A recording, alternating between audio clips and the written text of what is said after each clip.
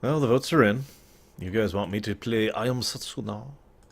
Which is very strange. I wouldn't think people would like I Am Setsuna. But I Am Setsuna I shall be. Truly, there is no Setsuna more Setsuna-y than I am Setsuna. But you are Setsuna as well. And so are you! And you! And I'm done. Excuse me. Okay, but I'm all cleaned up. Got a big old thing of water next to me. And if I'm not mistaken, I'm going to have to play this differently.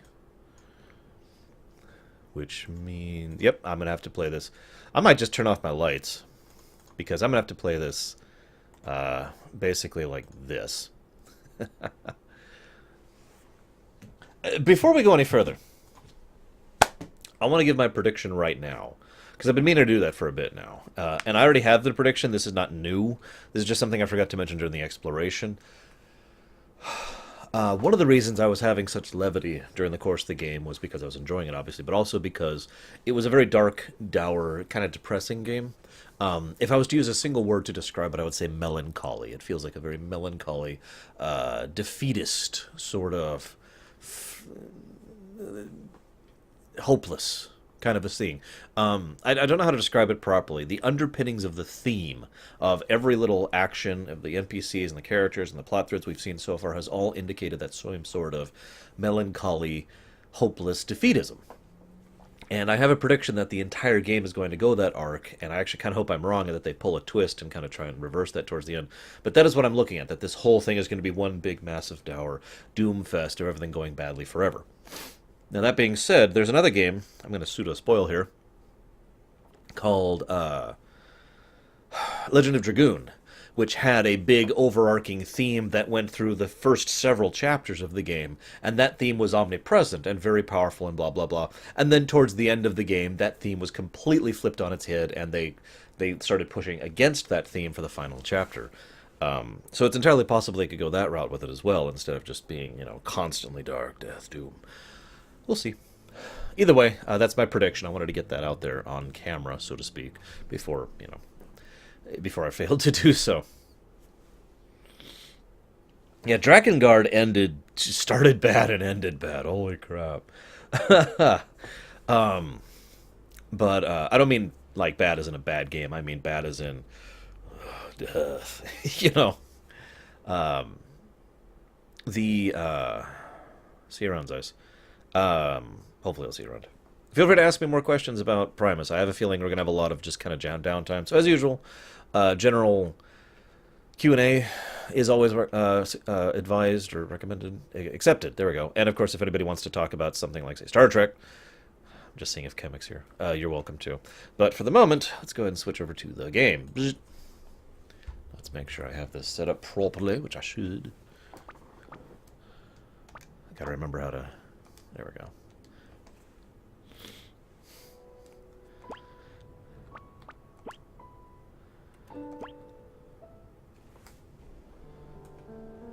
I'm always up for questions about Primus, that's for certain. Here's the one. Okay, so... What the heck was I doing? You can ask questions about the Primes, too. You can ask questions about anything. I like talking about the stories I've written. I know that's strange that someone who has designed anything likes talking about it. Hang on a second. I am going to turn off these lights. It's already bloody hot in here. And these lights add to the heat, so I'm just going to turn these off. Ugh. We got 4 lights going to get the green screen and the lighting proper for the studio thing. Ugh. There we go. That should help the heat problem a little bit. I don't know about you guys, but it's approximately 1 billion degrees where I am. Give or take. I'm also going to take off all my clothes. Oh my god, I'm totally nakers right now. Oh, there we go. Super nakers. No, I'm not. I was just taking off my shirt. My over shirt. Here, look. See? I've still got shirt on. No, Maz. Yeah, I know you can't see chat. I guess I could put chat above it. Hang on, that would be this one. There you go. Enjoy chat. Oh, what was I about to say? Lamentation of Square Enix. Am I still of the same opinion I had back then? I gotta be honest, it's been so long I don't remember exactly what I said, so what opinion are you referring to, Buzzdogan? Okay, I think I was about to go into this forest. I'm wrong. This is where we helped him reconnect with magic. By the way, that's another thing where it's like the whole negative horribleness. The idea that this kid has basically just decided to chop off his lifespan by about 80 years in order to try and help us out. That's just, yeah. Another good example of that. Yeah, I'm going over here. I remember now. I have read a few other reviews of this game since I was playing it myself, and it's funny because the two things... Oh, that's loud. No, I don't feel like shrinking the game screen. The two biggest negatives I kept seeing about the... There, that's better. The game were the constant piano music and the constant snow terrain, which I find interesting.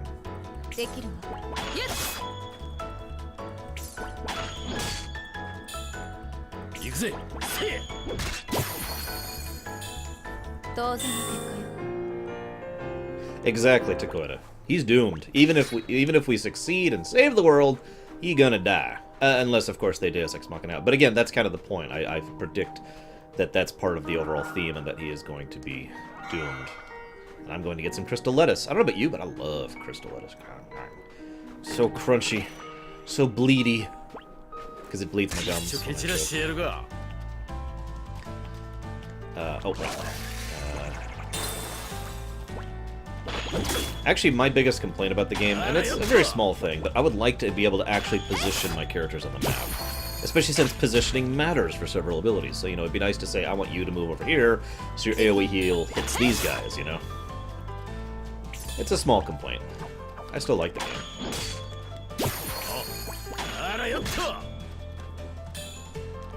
Hi.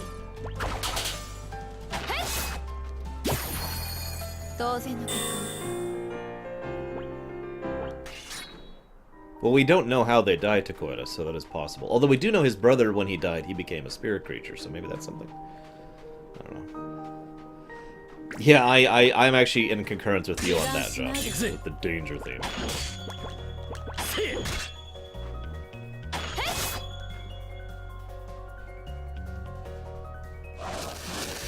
So, is Final Fantasy absolutely dead? Well, obviously, that's kind of a... Oh, damn it, I did it again! Run. These are the super optionals, or the optionals that I forgot about. That I ran into last time, which is when I stopped streaming. There's no run? Is there a...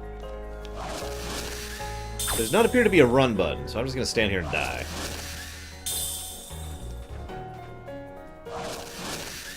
Anyways, to continue talking about FF, I have yet to see anything that has convinced me that Final Fantasy is not dead.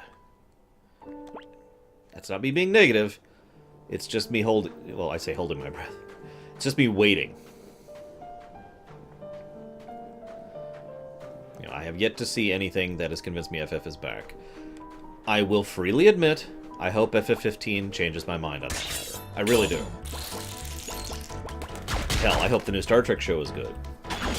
But it doesn't mean I think it's going to be, you know what I mean? I also, I do think that what Square Enix had been doing for a very long time is deplorable. However, it is worth noting that almost all of my hatred towards Square Enix was because of Idiot Boy being in charge, and he is not anymore. So, you know.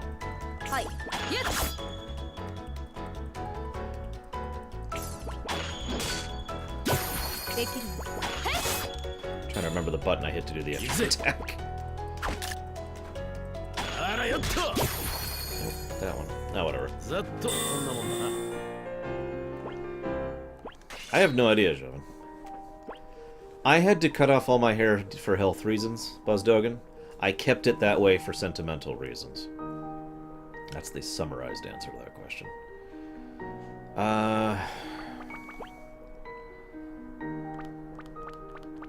Well, his weapon is, like, pretty decent. But considering I've been buying weapons for these people, I'm not sure why the damage is so low on everyone other than the main character. I know I've been very low on gil lately. I couldn't upgrade everyone in the last town I was in, so that might be part of why.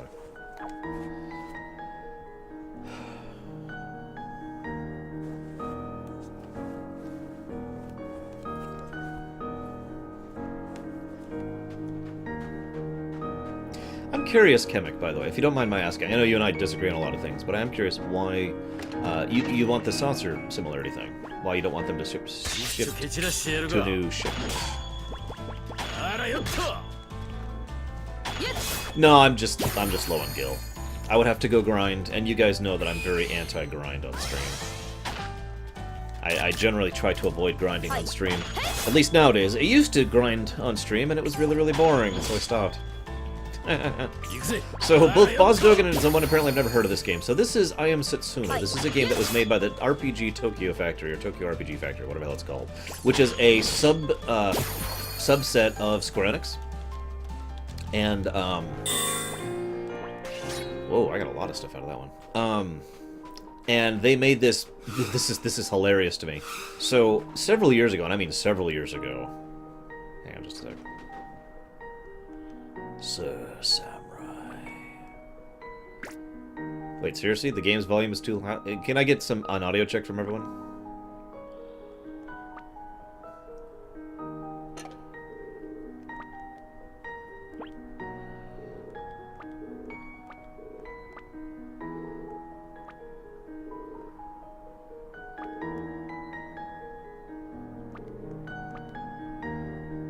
So...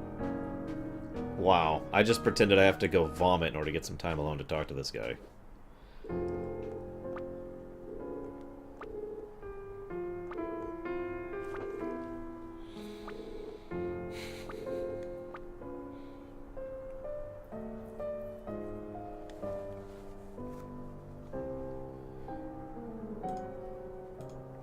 I'll see if I can change the voice volume. There's no need to kill her.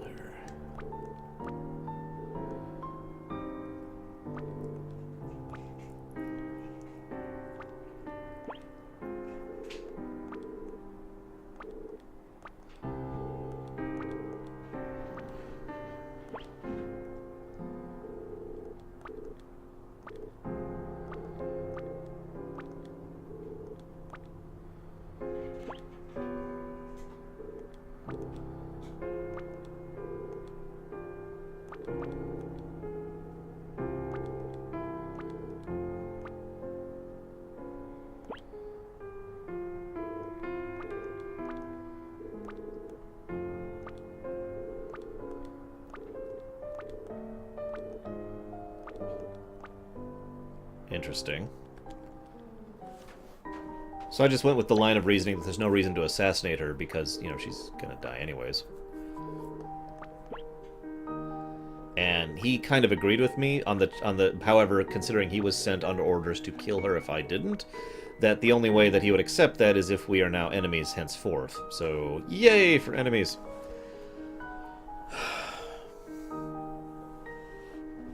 That also ties into the futility thing I mentioned earlier, gentlemen. Okay, let's talk about the game really briefly. And see if we have an option for the sound here. Oh, we do. Turn that way down. There, how's that? Hero's voice is off. Just, maybe that's better. Okay, I Am Setsuna is an JRPG made after Square Enix made the startling discovery that people actually like JRPGs. That may sound like a joke, but that was actually an announcement they did, how they were surprised that there was a demand for JRPGs. No matter how many times I say that, it really does feel like a joke. But anyways, so they put together a specialized subsidiary team, which, by the way, from what I understand, is having financial issues, and this may be the last game they've ever produced, so that kind of sucks, called RPG Tokyo Factory, or Tokyo RPG Factory, whatever the hell it is. They made this game. This game has actually been in production for quite some time. It has many blends of things. People have called it a Chrono Trigger clone. People have called it an FF10 clone. I actually, as I said in my exploration, I actually disagree with all of that. While it certainly has some genuine influences from those games, I think this is just a JRPG, and a very, I don't mean this as an insult, typical JRPG. And as such, it feels like it draws from pre-existing JRPGs in the same way most Western RPGs draw influence from, say, Lord of the Rings, to give you an idea. Yes, 2013, I believe. It was 2013 or 2012. I actually don't remember which, but it's been a few years. So this is the game that's the result. The story thus far, there is a woman who is going on a long journey to sacrifice herself to something we don't know yet, for reasons we don't know yet, to prevent the monsters from overwhelming the human lands in ways we don't know yet. There's a lot of things that are hinted, a lot of things that are speculative. I've already given some of my own speculation, like, for example, the fact that the monsters actually desire the same kind of territory as the humans do, and the part of this sacrifice is appeasing them and maintaining some kind of balance of power situation with the monsters. And there's a few other things with regards to how there's some cool species that literally live off of magic, like the kid there who, requires magic in order to continue functioning, and if magic is taken away from them, they have a longer lifespan because the magic in them actually burns them out, etc., etc. And every single little story we've seen so far has had the same overall tonality of futility, depression, defeat, and, the fact that it doesn't matter in the end and you're all going to die. So, that's the game in a nutshell. Hope that's an accurate summary for you guys. The combat feels fairly Chrono Triggery. That's probably the one and only thing that I feels like an actual callback to a previous game. And it's pretty obvious how and why. The only difference is it doesn't actually show you, like in Chrono Trigger, it would say this attack is going to hit these people, and this one you just kind of have to guess. And I actually don't like that, believe it or not. I feel like that could have been done better, but whatever. Aspects that JRPGs and WRPGs both have.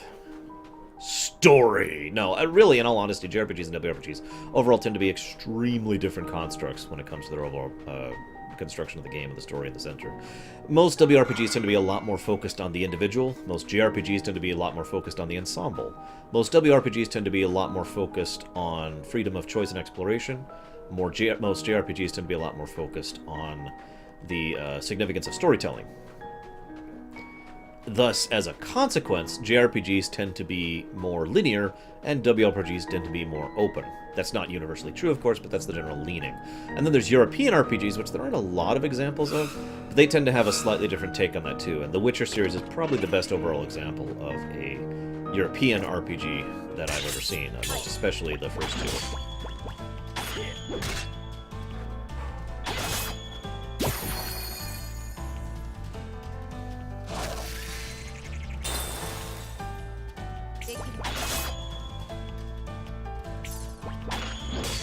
Yeah, I kind of agree with you on that, Kamek.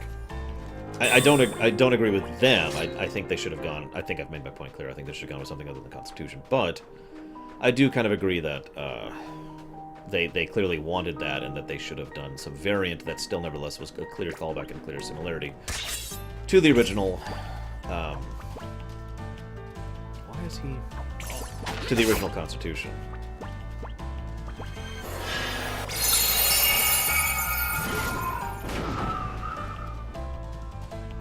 Oh, and yes, this is its own setting, its own canon, etc., etc. There's another European RPG that I actually played on stream. I did an exploration of it. I can't remember the name of it. Does anyone remember it? It was sort of turn-based Baldur's Gate-y / Pillars of Eternity-y / Fallout-y, but its overall approach was very, very European. Do you remember that game? Because I can't. Off the top of my head.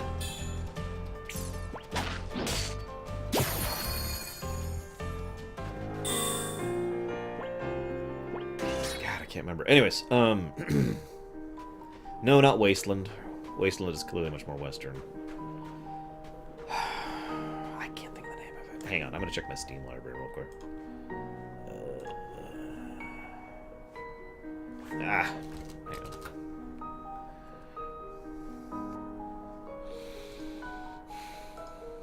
Well, the difference is mostly a function of story focus and difference. If you've ever seen my first Witcher Rumination, I talk about the difference between those. No, I never actually got Banner Saga working properly.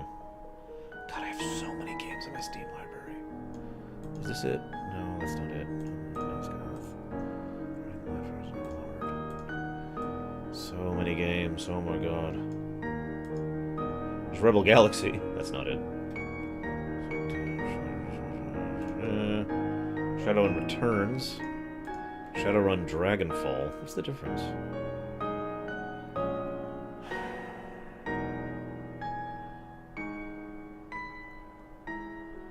some game called Stardew Valley, which honestly I've been wanting to play for a long time. I've just been... Other more recent games have been pushed to the front of the exploration list. No, that's not it. This War of Mine, no.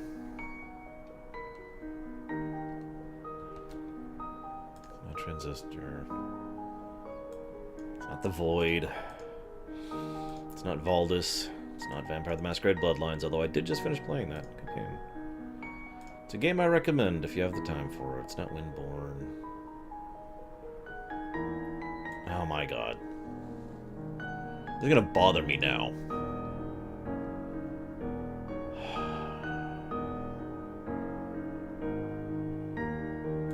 Blackguards. Blackguards, or Blackguards, if you prefer. That's the game I was thinking of. That's what it was. Okay. Now that I've solved that little mystery. Yeah, I kind of agree with you on that, Kimmick. They really should have had a better ship. But, you know, they want a new constitution, I get it. It's not like Kirk doesn't have some, you know, sentimentality with the constitution class. Anywho.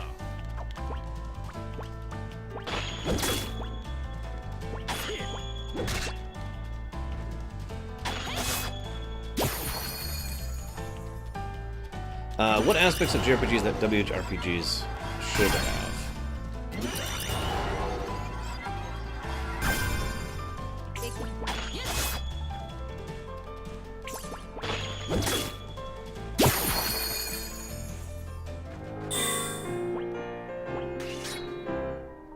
I'm gonna go and say none. I don't think really WRPGs or JRPGs should share aspects any more than they already do. There already are plenty of similarities between the two concepts, after all. A European RPG has a slightly different focus. It's actually kind of hard to explain because it's very, very similar to a WRPG. In fact, in some ways, it's actually kind of in between a WRPG and a JRPG.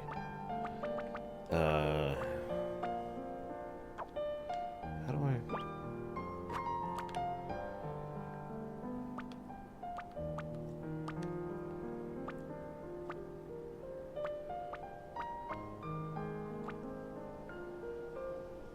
What does he have? Oh, okay, he has the Ancient Charm equipped. Okay, okay. Yeah, sure, we'll do that.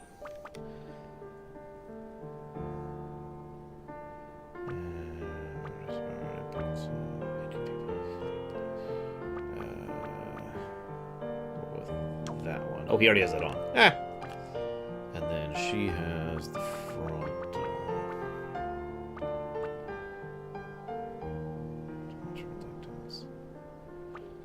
Yeah, WRPG is a Western RPG. Oblivion's a good example of that. Okay. Yes, all of Europe is one culture, just like all of the West is one culture. So I roll my eyebrows at you, dude. A European RPG is a little more focused on setting and themes than it is on characters, whereas both a Western RPG tends to focus on a character. You know, there's one main character, and then there's a few other characters that are similar. JRPGs tend to be focused on characters as well, but a European RPG, while it has strong characters, those characters are usually in service of something else. There's usually a very, very strong thematic focus, and there's usually a strong focus on storytelling with all roads lead to Rome kind of storytelling, and a few other things that I actually can't remember off the top of my head because I'm not remembering. I gave a really good explanation of it in my Witcher rumination, so you're gonna have to go watch that.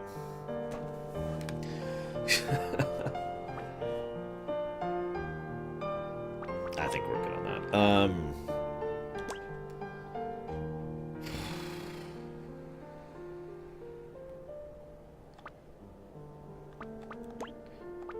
I don't have any other Sprit Knight at all.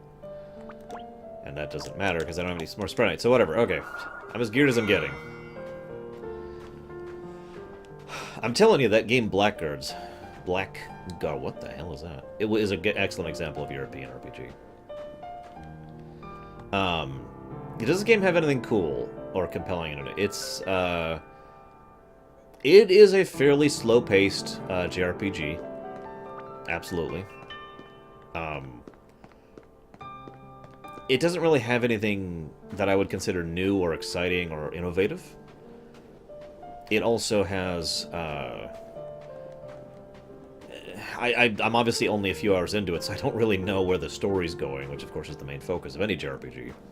So I don't actually know if the JRPG is, you know, if the story is great. It's just, you know, it's there so far. I am interested in it so far, and I want to keep going, but I got nothing else.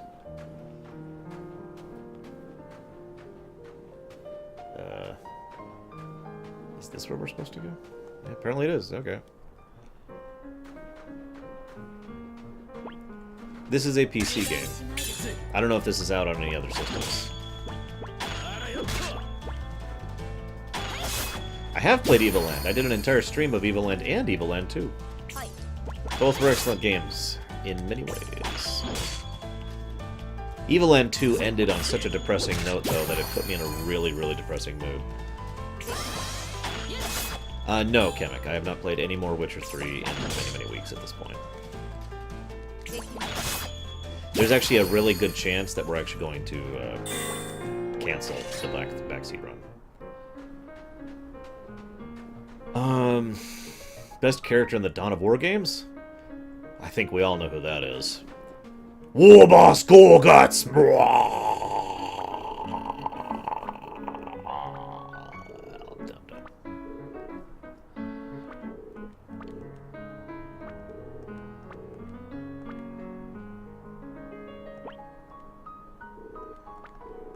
So we're going to hire a guide to help us get across the ice floes. Okay, that makes sense.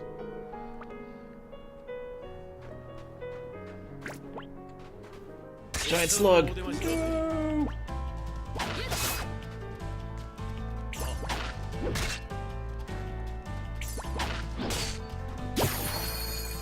Not yet, no, Flipper.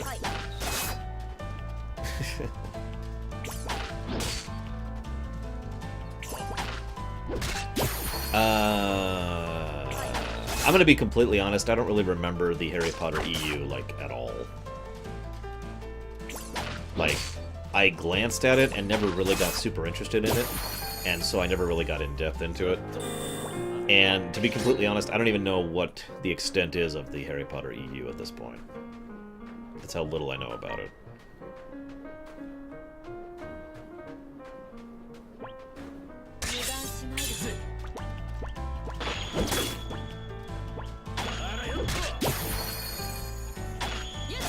There is, in fact, a Harry Potter EU, yes. It's not like I'm trying to be derogatory, Darker. It's just, it never really caught me, and so I just kind of never got into it. Ugh. Soon I'll control time and then have infinite time to get into everything, but until I'm at that point... Well, Kemek, there is a Witcher 3 rumination that several patrons requested, so one way or another I am obligated to do that. The only thing is I was going to do the backseat run instead of the rumination. If the backseat run is cancelled, then it will switch over to rumination, which means I'll have to play the game solo. And race through it as fast as I can, because everything I understand, it's a freaking huge game. With a walkthrough sitting right next to me because, you know, of that not infinite time thing I just mentioned. Yeah, I know about the monsters thing that's coming out. And the play. I've actually read bits and pieces of the play, although I really didn't like it, to be completely blunt. I like how there was all this big hubbub about the playbook coming out, and then it came out, and then all of that hubbub just died instantly. I don't know if that's true in Britain. Sure as hell is true here in the States, though. It's like, oh my god, new Harry Potter thing, and it's out. Okay, goodbye.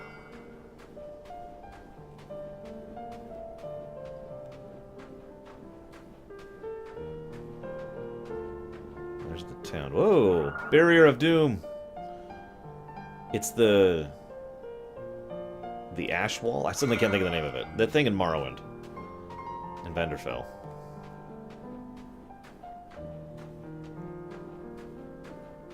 Yeah, as you might imagine, for most of my ruminations, I do not have the ability to 80% any given game. Let alone 90 or 100%. Like Xenoblade Chronicles, for example, I had to completely ignore every side quest that wasn't mandatory.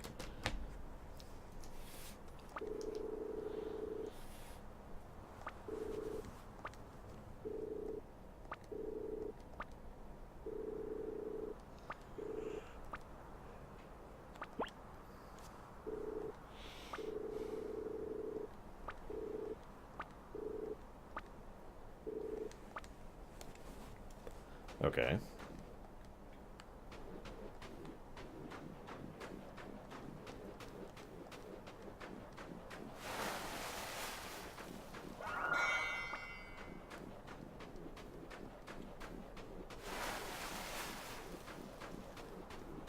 Alright, what do you want to guess, guys? What is the fate of this town that seems abandoned, but is undamaged?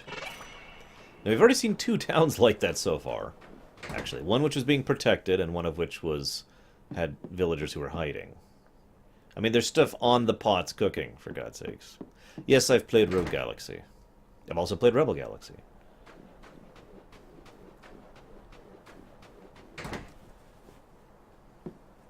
I'm telling you, Javan, it's Estelle. I mean, seriously. In this case, though, I think it's her. I think it's Setsuna. Psychotic, you are Setsuna.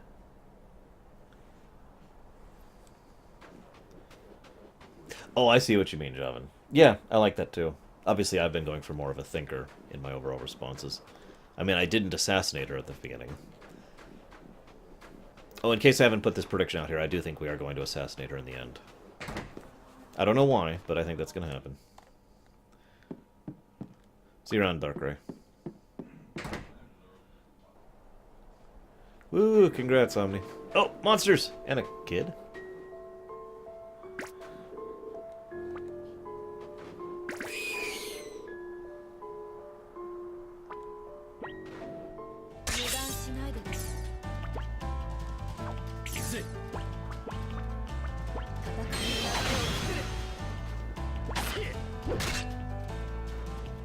Sorry, Psychotic. You are Setsuna. Now go sacrifice yourself for a better good. And we're going to act really entitled and self-important. If you don't sacrifice yourself, we're going to be really pissed off at you for it.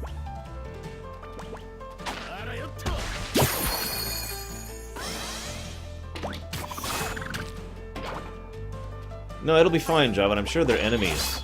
That's why he hasn't been, you know... I don't think the monsters are people. I think he's a monster.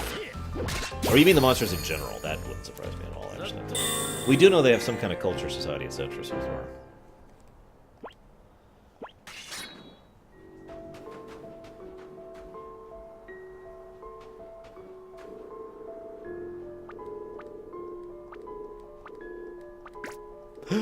They've been taken! I will find you. I will find you, and I will kill you.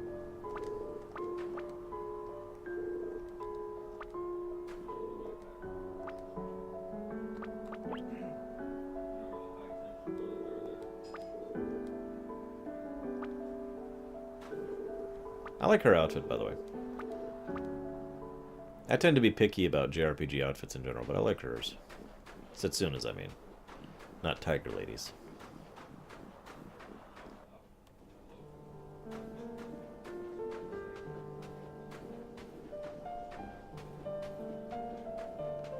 Yeah, I gotta be completely honest, Takoida. There are several games, like FF7 comes to mind, that I would do multiple playthroughs on just to have different party members in, just to hear what they say. Because I am a loser.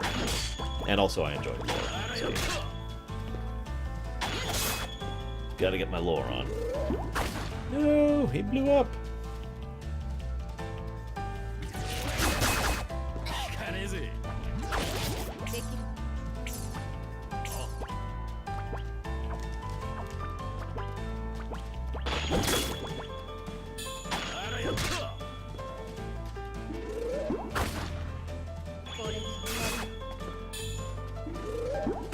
I haven't been able to bring myself to do so yet, John. But I predict it is as well. Which, again, would fit that overall theme I've already mentioned. Oh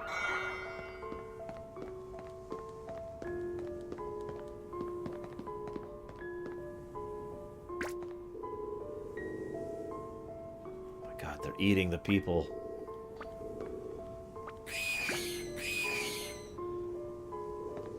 I want you to picture what it would be like being wrapped up in a cocoon really quick, okay? You can't really hear much, you can't see anything, and you can't move, okay? Now I want you to picture someone stabs you while you're in the cocoon. Like, you have no idea what happens, and you have no warning of it. It's just all of a sudden there's tons and tons of pain and a feeling of shock going through your abdomen. Wouldn't that be kind of a horrible way to die?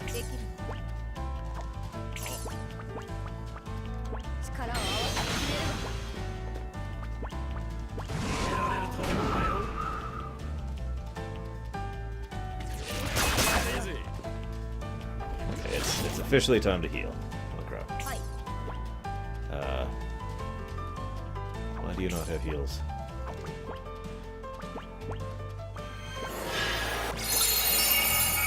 Yeah, like right there would be a great time to be able to fiddle with positioning.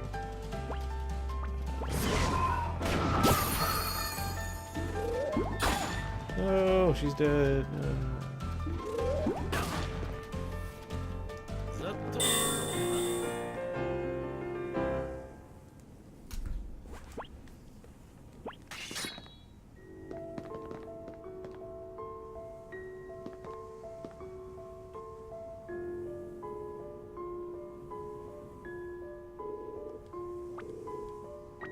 This guy's name is Well Built Man.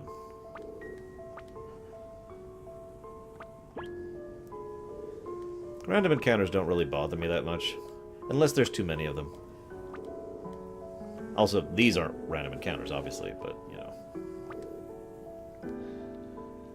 Like, FF9 is actually a good game to explain as far as, random encounter frequency. Whereas FF6 has too many.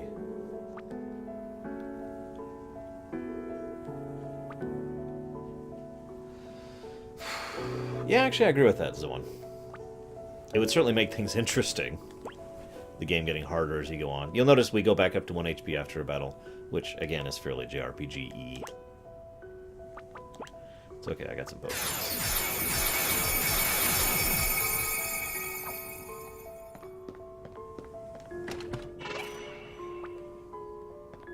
No, different guy.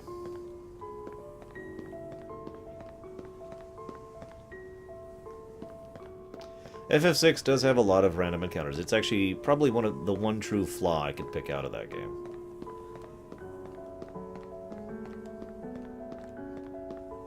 There are not many, in my opinion.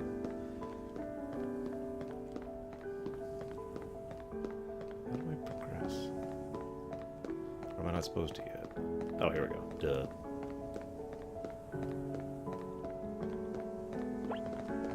Admittedly, there is such a thing as way, way, way too many random encounters. And I have encountered plenty of games that have that. Most notably, FF1. The first Final Fantasy had such a ridiculous encounter rate that it made me want to stab myself. I actually have to think about, what do you think is the worst random encounter rate in any RPG ever? I don't mean, like, random encounters that are irritating and boring and stupid. There's a lot of games that do. I mean, just in sheer volume of random encounters.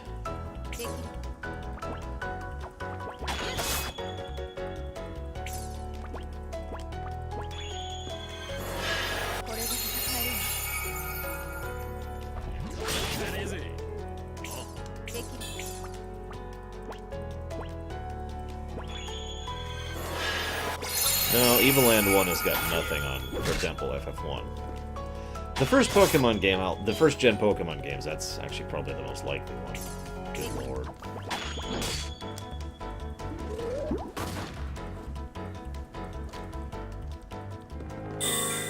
Actually, I'd probably give it to FF2.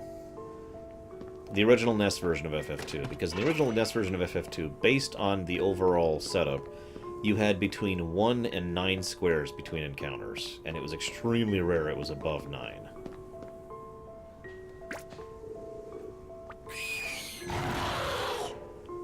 Of course, FF2 was an extremely artificially hard game to begin with.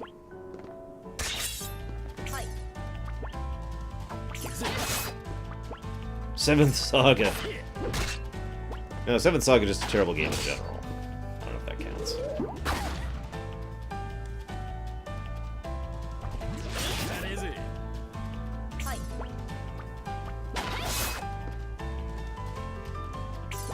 I have actually done several videos on Call of Duty, and in fact I plan to cover Call of Duty Infinite Warfare when it comes out. I have actually talked about the series many, many times. I can't possibly summarize that, which is why I'm not bothering to try. Samurai, you're good at summarizing my stuff. Quick, summarize my thoughts on Call of Duty. Go!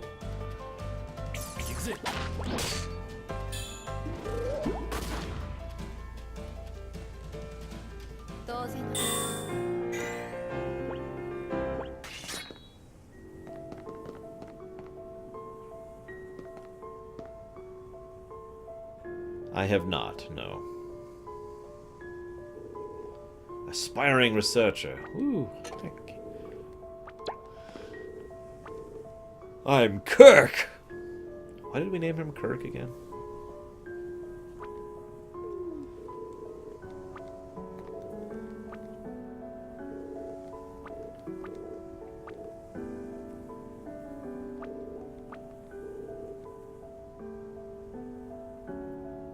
PC, Mighty Mage. I don't know if I'd say replace Kemek, but I wouldn't mind if Jayla was in the next one.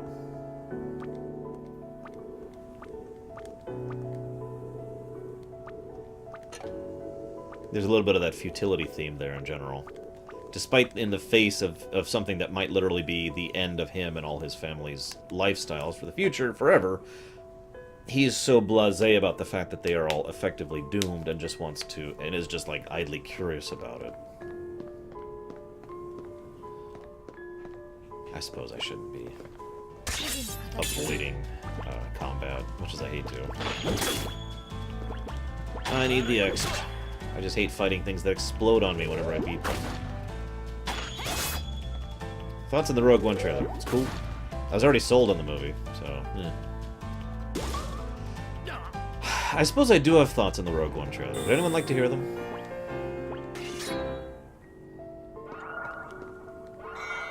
Well then, yeah, I think you and I are of the same mind, Kemek. As long as it's not literally trying to say, here's Chekhov 2 and it's her, but have her be a main cast member? Yeah, absolutely. I think that'd be a good move.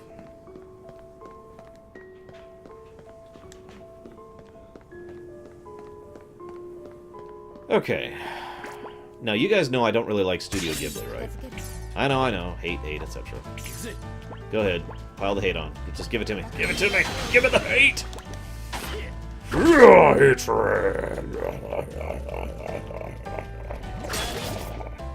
I am generally not an anime fan, no.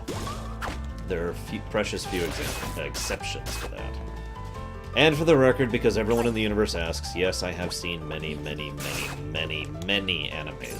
I have tried a huge sample size. No, I still don't like it. Moving on.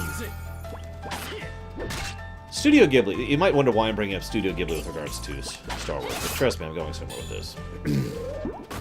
One of the things I like about several Studio Ghibli works, and my favorite Studio Ghibli work, which is Kiki's Delivery Service, by the way, is that it's a very, very down-to-earth perspective. I can use another example here for you Star Trek fans. Ever see the episode Lower Decks, TNG? In both cases, they had the same thing. There's still some big, large-scale plot going on, but the perspective character is down there at the small scale, right? You're seeing things from the perspective of the ground troops, right? As opposed to seeing things from the perspective of the main characters of the plot. This is something I actually discussed with regards to something I ruminated on recently. I'm trying to think what it was. Yeah, A View from the Gallery is another excellent example of that. Anywho, my reason for bringing this up is one thing I've always liked in settings that not many settings pull off all that well is the idea of the tiers. T-I-E-R-S, to make that point clear. In other words, in a certain setting, certain things should just be higher tier, out of your weight class, if you prefer the boxing metaphor. One of the things I got very strong the impression of in Rogue One was this is a very low-tier cast, that the main characters of Rogue One will be very, very down-to-earth, very, very low-tier, very small scale, right? And they will be trying to deal with things that are way outside of their weight class. And one of the very strongest impressions I've gotten is the further iteration that Darth Vader is pretty much at the top of the weight classes, that he's way up there and way beyond their ability to deal with. Now, again, we usually don't see that in Star Wars. Most of the time we see Vader, we see other people who are interacting with Vader at level, right?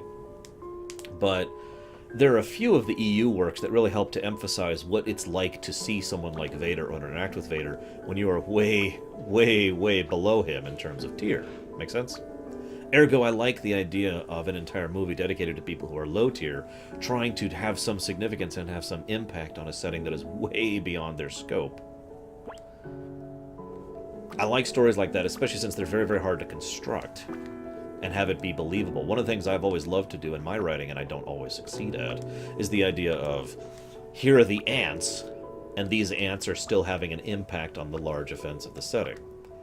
And it's hard to make that work without basically cheating, from a writer's perspective, without pulling some kind of Deus Ex Machina or whatever, and having the big tier people be stupider than they should be, or holding the idiot ball, you know, that kind of a thing, right? There are plenty of ways to do that, but they all involve cheating.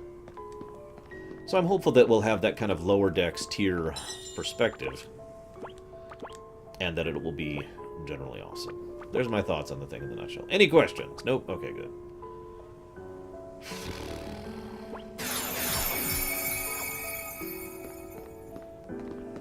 Boss fight. Do you think Rogue One's going to be murdered by... No, I do not.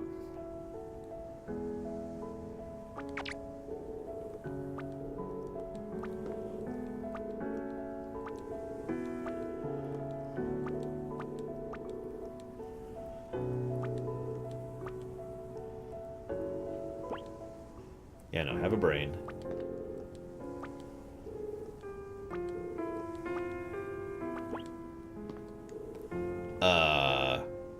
It's coffee, Buzdogan? I think that's a good way to explain that.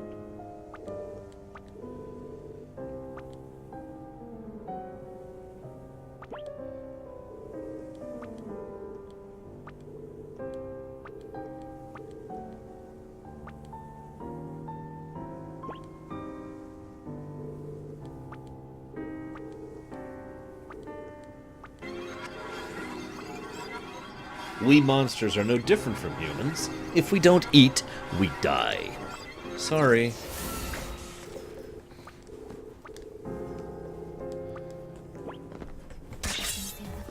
Boss fight.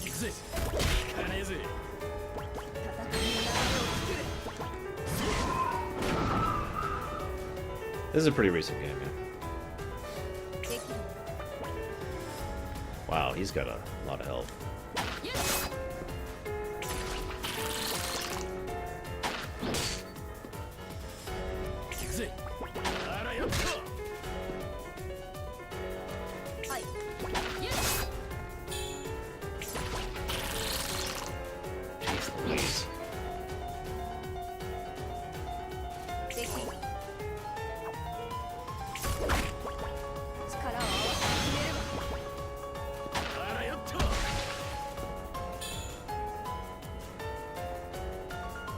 I know it's on Steam. I don't know what else it's on off the top of my head.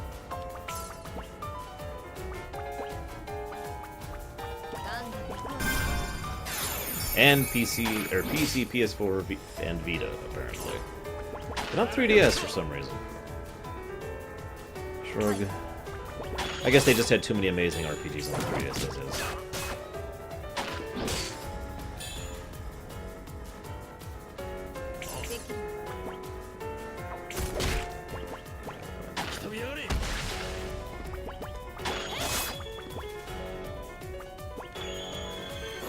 See you around, Draven. It's not on GOG, really? That's weird.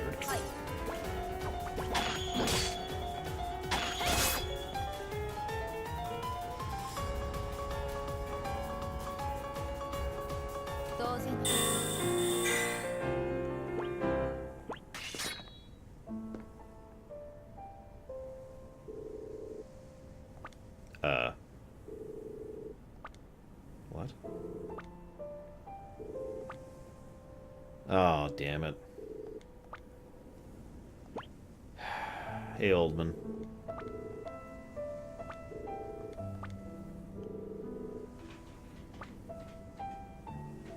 Agreed, Samurai.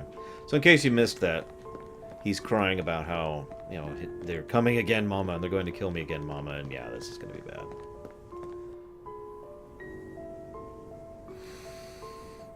Coolest medieval weapon in real life, in cartoons and games. Claymore. Duh. So there's his mother. Don't come near my mama.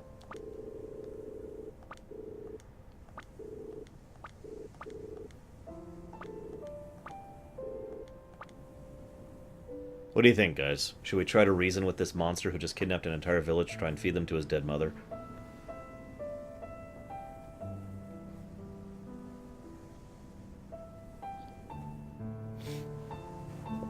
Should we have mercy? Or should we be genocide?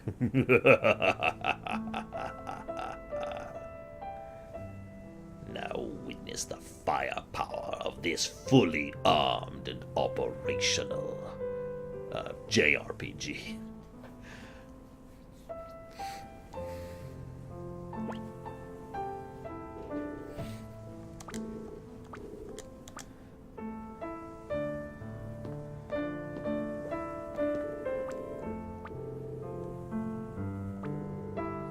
No, that's not what death is. When living things die, time stops for them. There's also a time motif throughout this thing. They can't talk to you tomorrow. They can't do anything anymore. And of course, the kid doesn't understand what death is. Which is interesting, because in real life, most people first understand death as children through pets.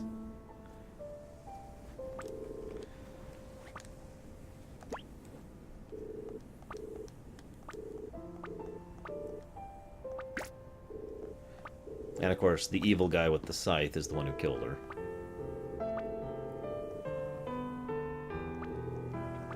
I have no idea, Oldman.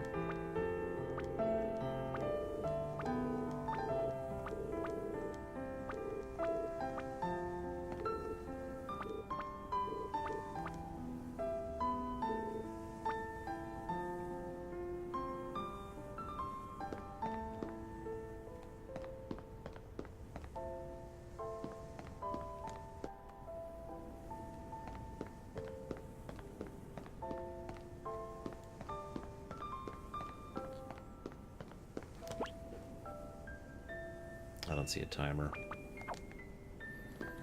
Depends on how well they're done, as far as villain protagonists. It doesn't even say how long I've been playing there, just the date. Oh, whatever. You know, considering Bravely Default and Bravely Default 2 both came out on the 3DS, I'm actually genuinely surprised this didn't. Oh.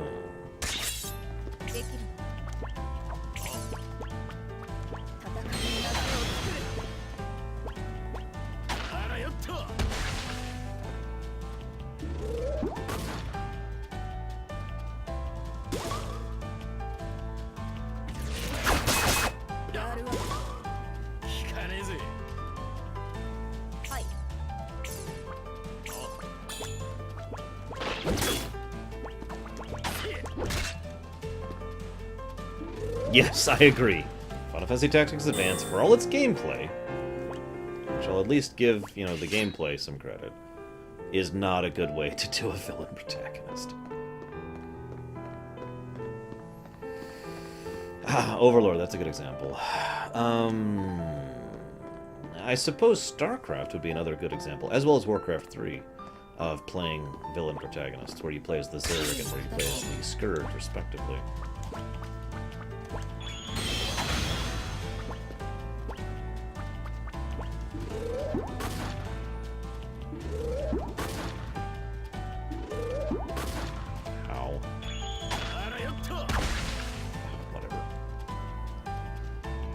I'm not sure I can think of any others off the top. Either way, it, as ever, depends on if it's well done. It doesn't matter on its own right. FF, to my knowledge, has never done a villain protagonist, unless we count Tactics Advance. And honestly, I don't think that was deliberate on their part. Breath of Fire 4 did, if that counts.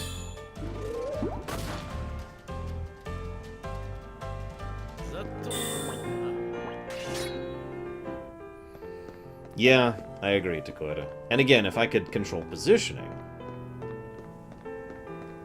depends on the form of undeath, Buzdogan. Of the three. I suppose of the two, really, because one of them isn't an option. We'll go ahead and call it 3, because there's Type 3A and Type 3B.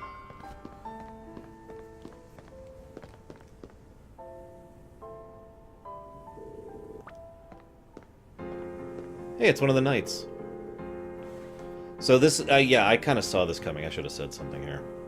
Depends on how well it's done, Buzzdogan. FF6, great example, to use one example. Whereas the Dragon Quest Heroes game, not so much.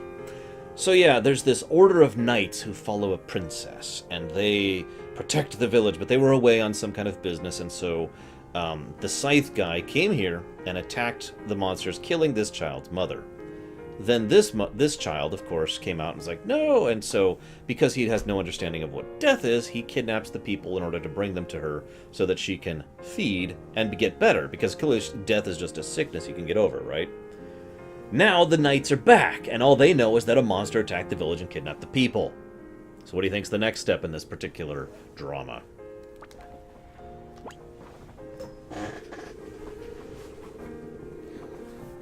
Now, I was willing to be on the side of the knights here and just acknowledge that they're doing their job until that sentence that was just said right on the screen right now. In case you don't feel like reading. What impudence! When asking someone's name, etiquette dictates that one must state first one's own. However, in light of your having captured the monster, I shall overlook this indignity. My name is... Player Character! Who wants to be the asshole knight? Anyone? What do I think produces a stronger character? Villain, protagonist, or villains from the beginning? Neither. And also both.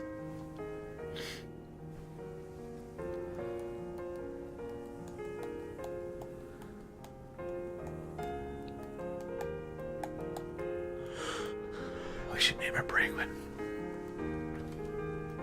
Wait. No, that'd be mean.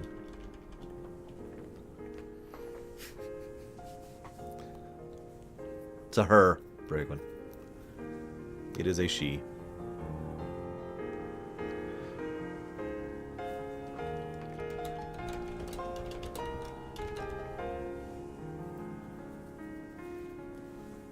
I only see two people who want it, so we got Random and Zawan.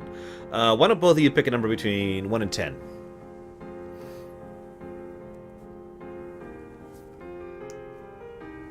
And I hope you have a name ready.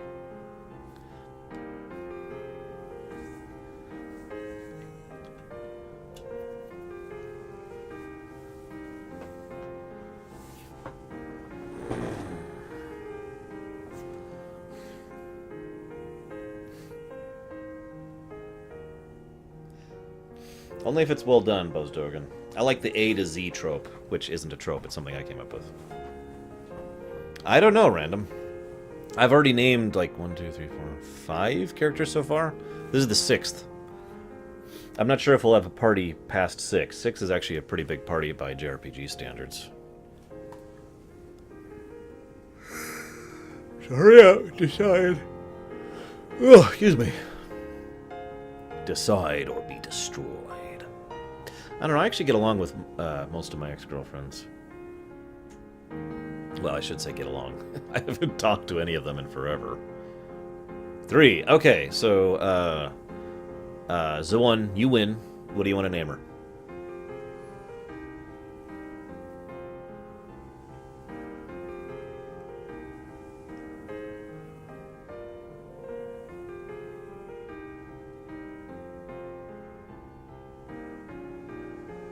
Anything I wouldn't like even if it was done well. Persona 4. Coffee. There are quite a few things I don't like that I acknowledge are well done.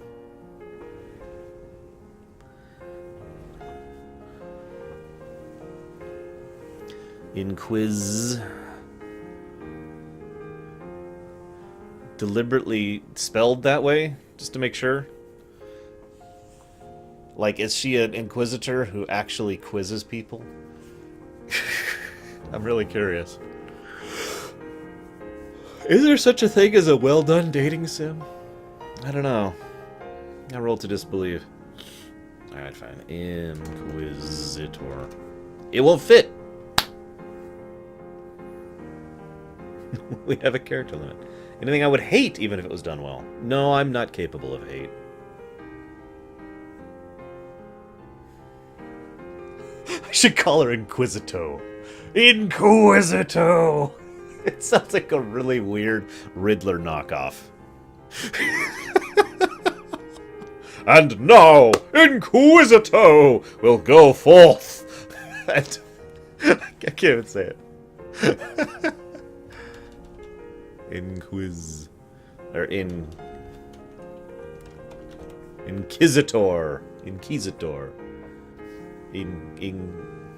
Inquisitor. Okay, Inquisitor. Inquisitor. My name is... Look at her appearance. My name is Inquisitor. I'm gonna do her voice from that one. As head of the Knighthood, I demand you hand that monster over to me. Head of the Knighthood? Oh, okay. Then I need to explain over. Come, hand over the monster. Please, wait. There's more going on here than you know. But I'm with the Alliance and don't have a brain. Whether he is evil or virtuous is not the issue. His crime of endangering my people remains unchanged. There's a concept for this. It's called the letter of the law rather than the intent of the law.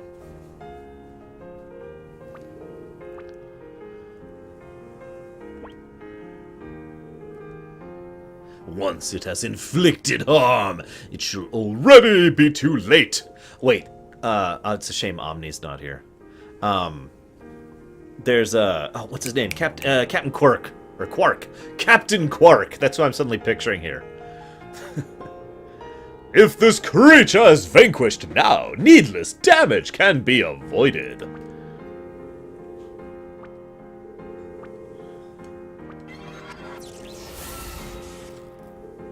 Finally, you reveal your true form. Now that you have bared your fangs, I shall consider your foe, and to my foes, I show no mercy.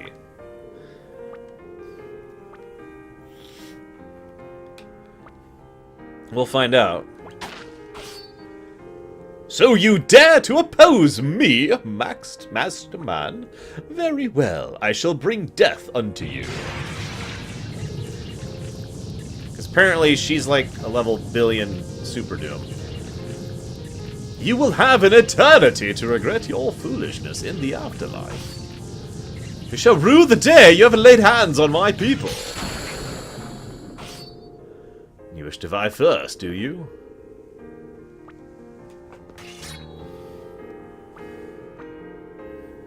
This monster must be killed. If left alive, it shall only pose a threat to the lives of my people.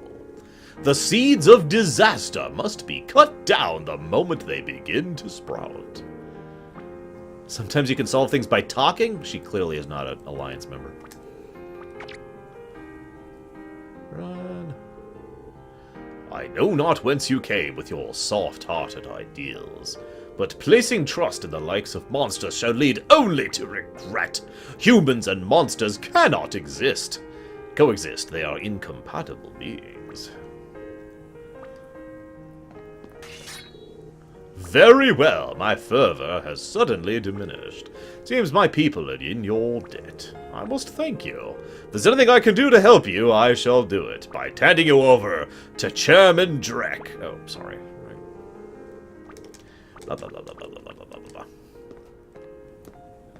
She's a Scarlet Crusader. You know what? Actually, I'm with that. I keep making Alliance puns, but no, she's a Scarlet Crusader. Speaking of which, Zawan, have you seen the Scarlet Crusader they added to the Darkmoon Fair? Obviously, it's over now, but if you got there in time. Nekomimi. What's a Nekomimi?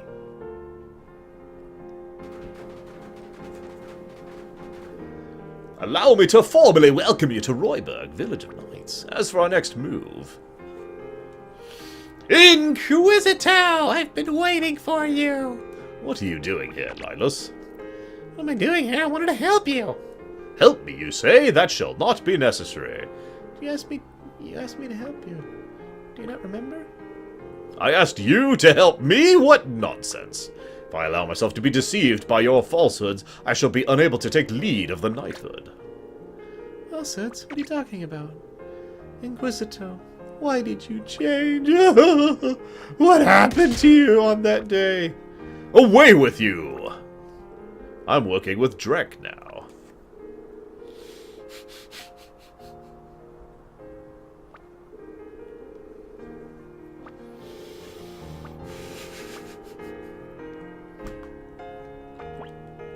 Whoops, I didn't mean to say that. I actually hit the wrong option there. Whatever.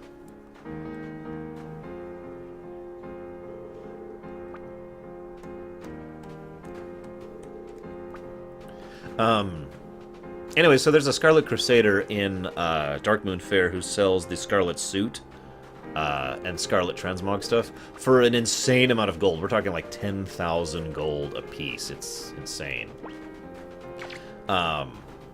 And it's funny because what she says to you depends on what race you are. I was, of course, talking to her as an undead. So she's like, "Foul beast, you and your kind is the end of the crusade," and blah, blah, blah, blah, blah. And she just ranted at me for like a full paragraph before I responded, "Look, your crusade is on the verge of extinction, and you know it. Do you want my money or not?" And she's like, "Okay, fine."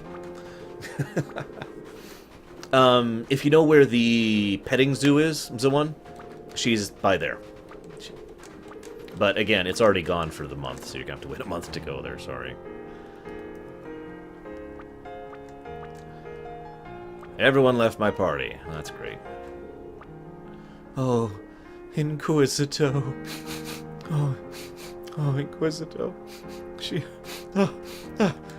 I'm gonna stop that joke. I think I've decided to discontinue that joke. Humming man.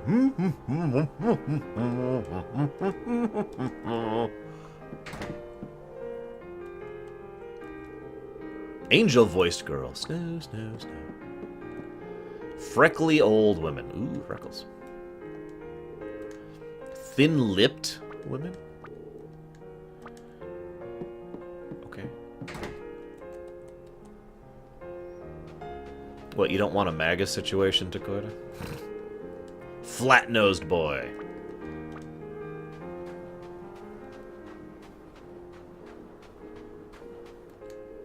Innocent-looking boy.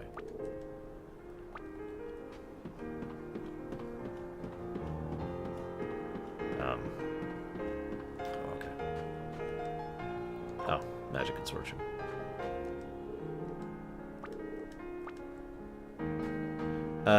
Was that the third one, Buzzdogan? Silky-skinned old man. Ew. Over the top, young man. And gentle-voiced man.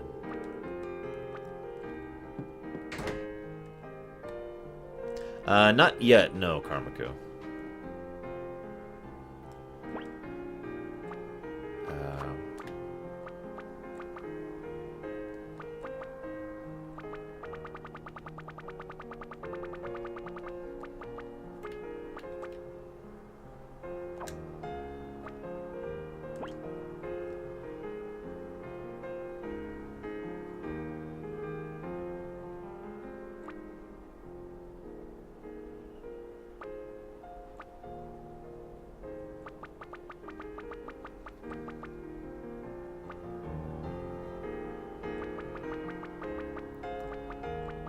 Hang on, Zoan.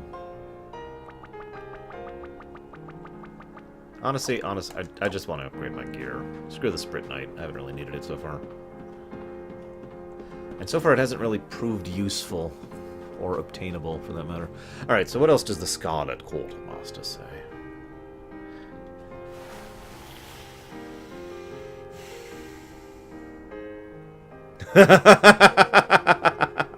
I can see you're a friend of the Crusade. I've managed to smuggle some equipment out of the monastery in an attempt to raise funds for our order.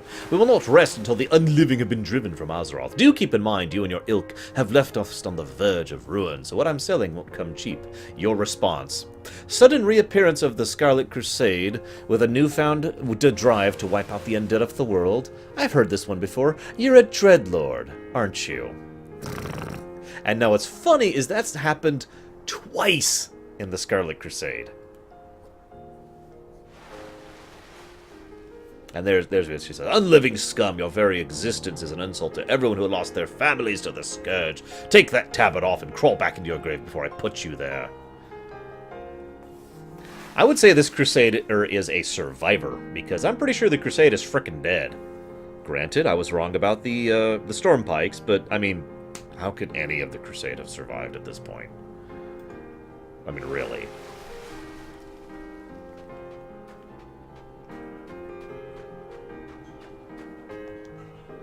Weary young man, our lives will die, and we will all die, and everything will die.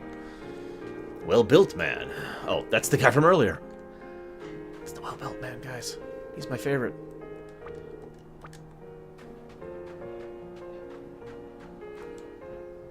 Okay, here we go. Weapons. This is exactly what I want. Wow, I'm broke. Why am I so broke? I could get weapons. I could get lots of weapons. Look at this. Look at all the weapons I could procure. But I'm frickin' broke. I haven't even been dodging encounters. Why am I so broke? Why?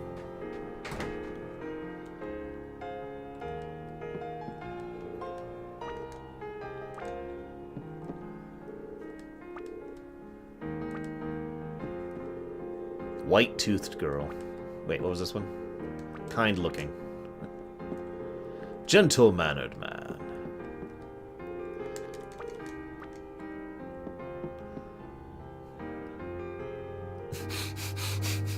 You know, that's a good point, so.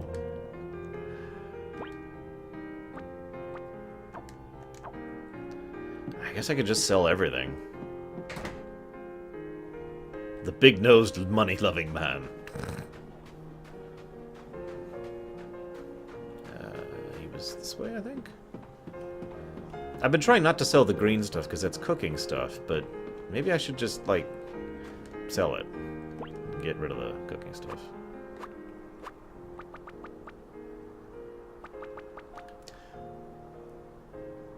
Whatever.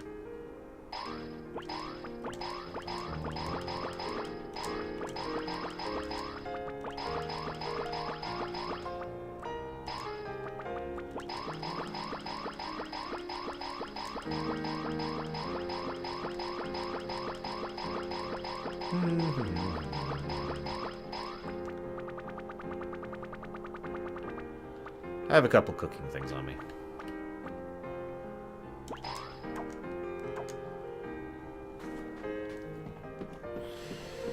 I guess it's really comfortable, Brakeman? I don't know. Well, you know how that goes, Takoida, you know. Whoops, I don't want to advance the plot yet. Let's leave there. I need weapons. Give me weapons. Okay, so... 37... 46... 55, okay, so... There'd be that for him. Worst RPG villain in gaming history.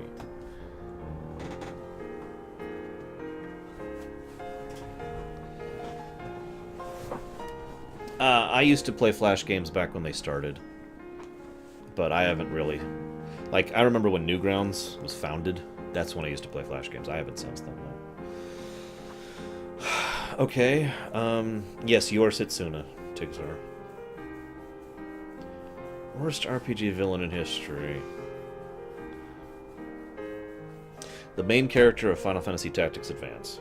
Bonus option. Hope from FF13. Okay, so... How much money do I have? 5, 10, 15, 20. I do have enough to get everyone a new weapon. I'm not sure if I care enough to do so. Well, I definitely want a new one for the main character.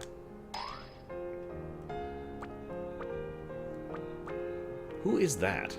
What character is that? Brown-faced person. Well, whatever. I want that for her.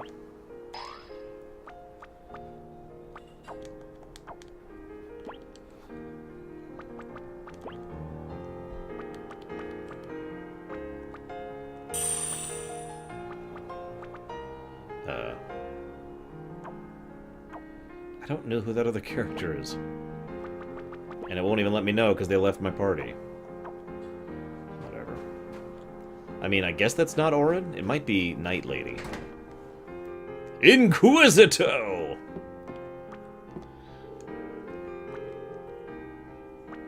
Apparently not.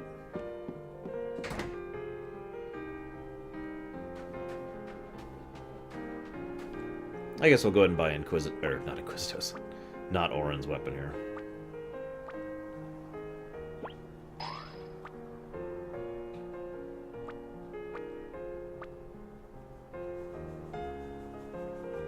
I can't afford both. Whatever. Okay, now what?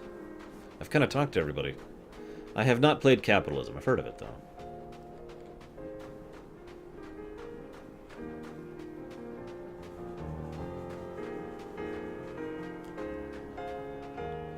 Hey, what can you tell me about the Great Inquisitor? She's gorgeous and wonderful, and she's very strong, but such a woman, but such a strong character, but very soft, like a woman, but very strong. Sorry.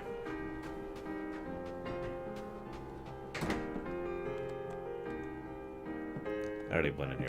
Where else is there to go? I guess I could just leave. There's not really an inn.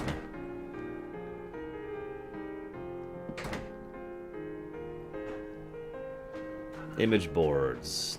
No? Not off the top of my head, anyways.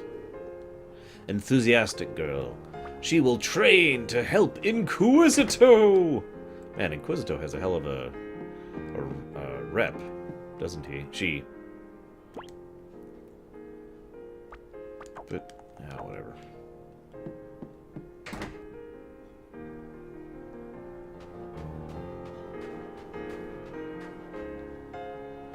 Yeah, I've been seeing it too, Takoida.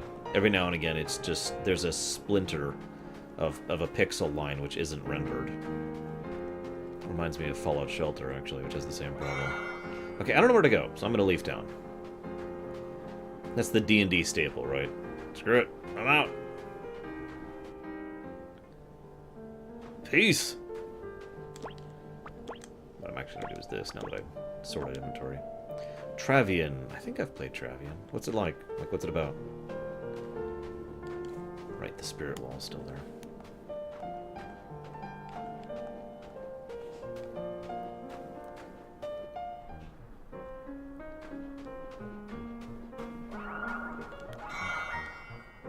Nothing.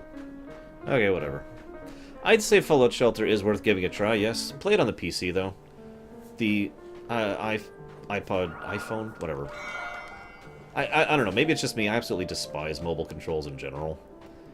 But there are more than a few times where I've been like, I want to drag this person to there, and it's just been it's hard to describe, but it is a colossal hassle. Then no, if it's a browser game, the odds of me having played it are very low. I don't know where to go. Zagoten, what do I do? I don't know how to progress the story. There's no inn to sleep at. And Inquisitor won't talk to me anymore.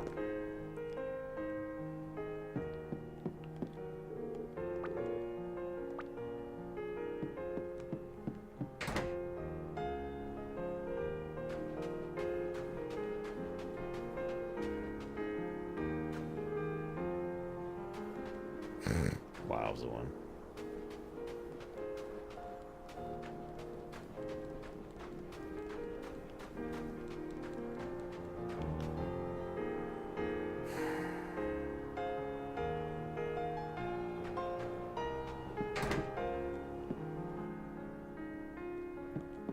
Oh, here we go. It's the aspiring researcher.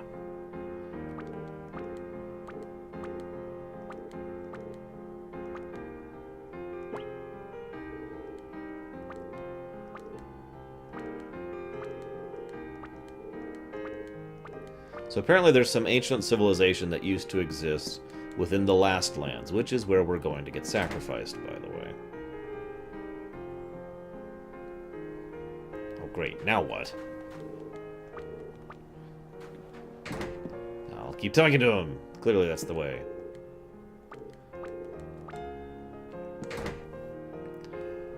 We gotta go to the City of the Ancients, guys. Which, for some reason, rather than looking like a city, will look like a bunch of seashells.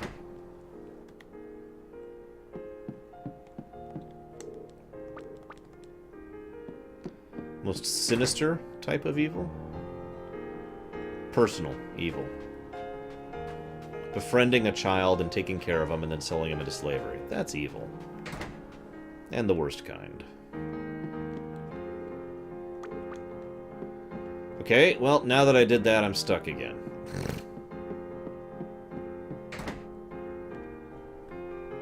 Yeah, by the way, I freely admit that even I have used the ancient civilization shtick, since it's in Primus. Although it's kind of a misdirection. And I shouldn't even say that. It's not even a spoiler, since anybody who knows anything about Primus knows that the great and powerful ancient civilization lasted about 17 years before it completely crumbled.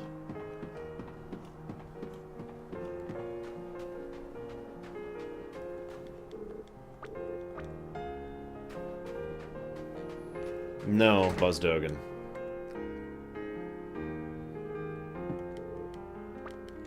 We had to talk to the silky-skinned man again. That was very important. Where the hell am I supposed to go? Oh my god. This right here is my single biggest complaint about most older games in general, but especially RPGs. Where do I go? They require one very specific trigger to be able to progress, and it's not exactly clear.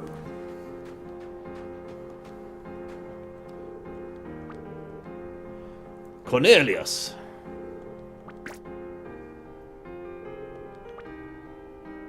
Oh my god, it's that guy. So in case you missed it, this is the guy who was asking why we hadn't murdered Setsuna earlier. So, you know, part of the same assassin order that we're a part of.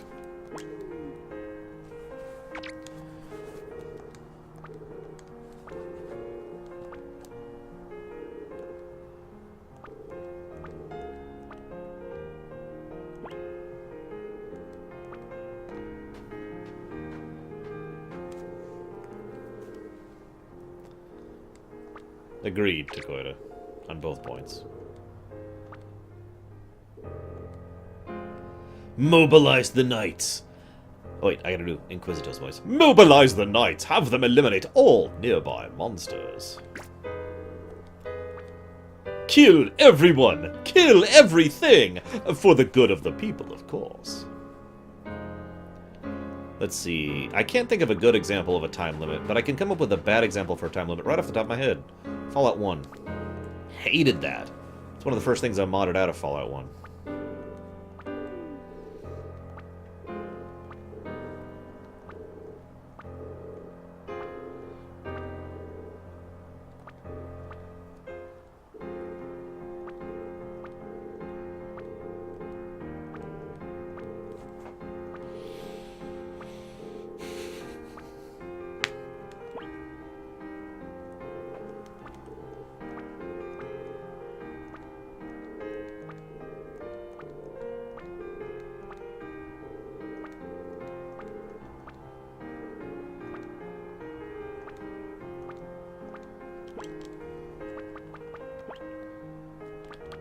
You were right.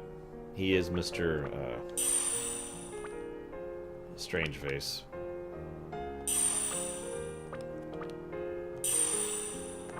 Yes, this is youthful Captain Kirk with bunny ears. Or is it cat ears? I'm not actually sure.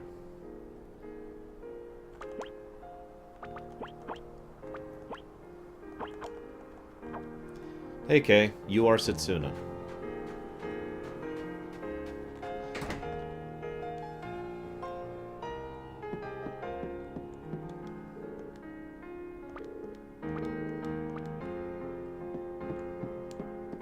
You say that, Dakota, but I've seen Star Trek 2. And 6. And 7. Anyways. Oh, I see what you mean. God, that's cold. Hey, random Setsuna.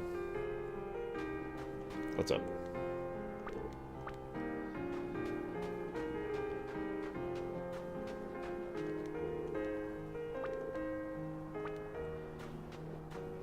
Why is she called a princess, I wonder? He's still mourning over Inquisitor, gazing longingly at his signed photo of her.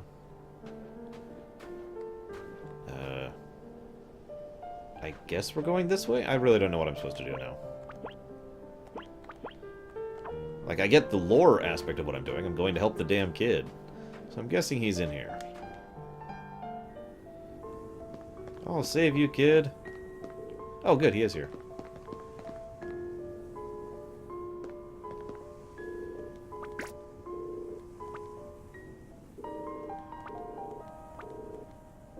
I'm gonna go kill that woman before she tries to kill me.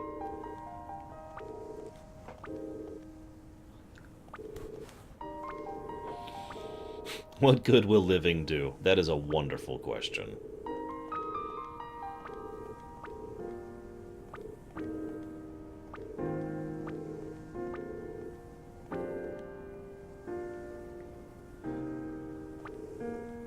A pop quiz.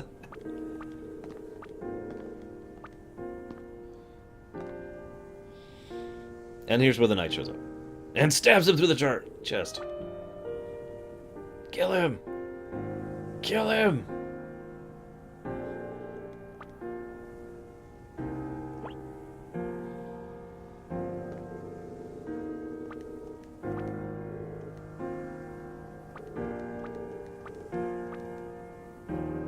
So what she's doing right here, she's giving a speech on how life sucks, and how she hopes that over time the various things that are wrong with the world will slowly get better.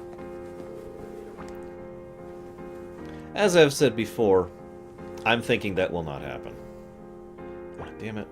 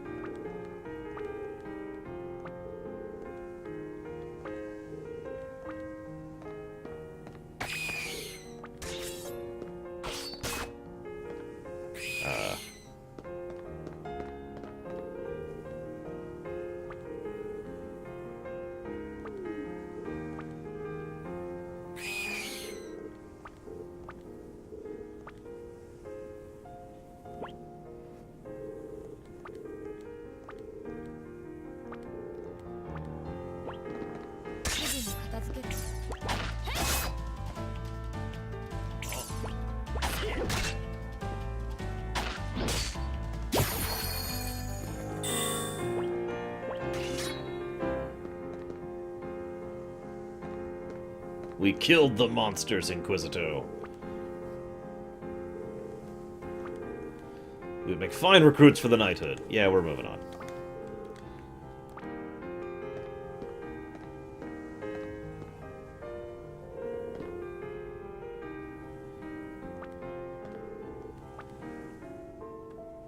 Ooh, a banquet. Now, we're going to be able to ask the Emperor, I mean the Inquisitor, several questions, but we have to remember the order we ask them in.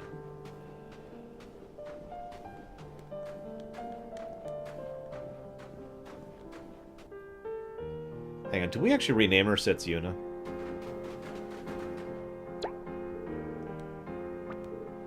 We did.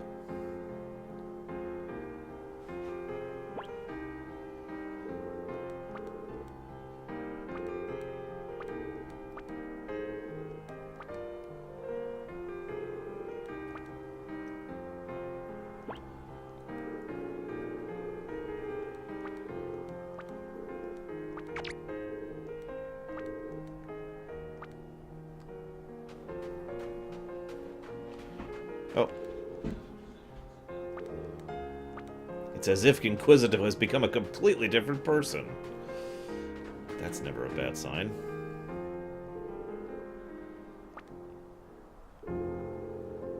A knight must never turn his back on a monster, no matter the circumstances. You must remember this always. Unless our hearts are as one, our kingdom shall never be restored.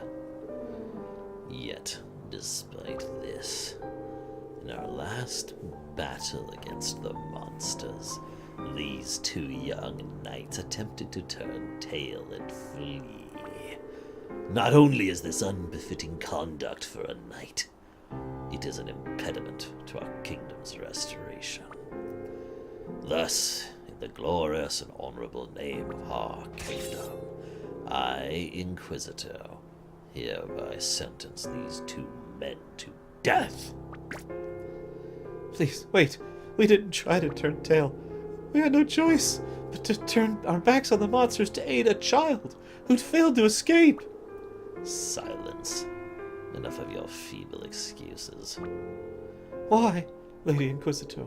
Before you would command us to prioritize human life over combat. So why? Why do you lust for violence so? Do you take pleasure in doing battle with the monsters? Not only are you blind to your failings, you attempt to turn the blame onto me. Despicable. Simply inexcusable. Whoa, whoa. Hey, she's evil.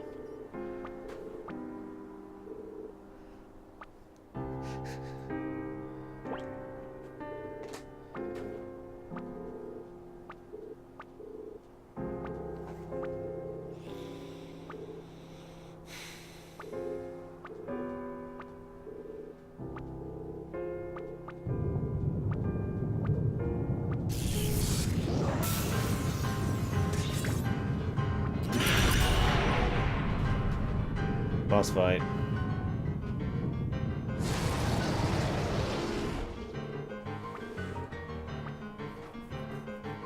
Or not? Okay.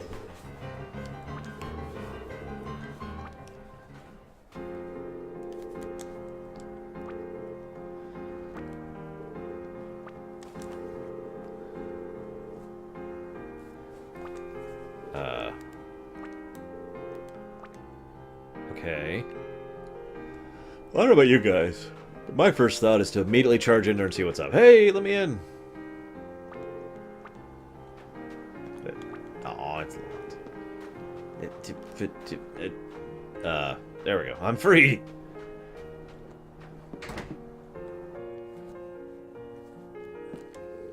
It isn't, Bozdogan. But I've explained many, many times why FF7 received the level of popularity that it did. Whoops, hello. One moment.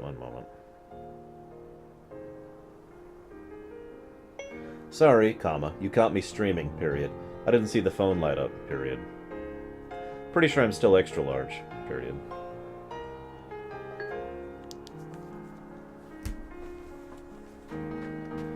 Let's see, most overrated game in history.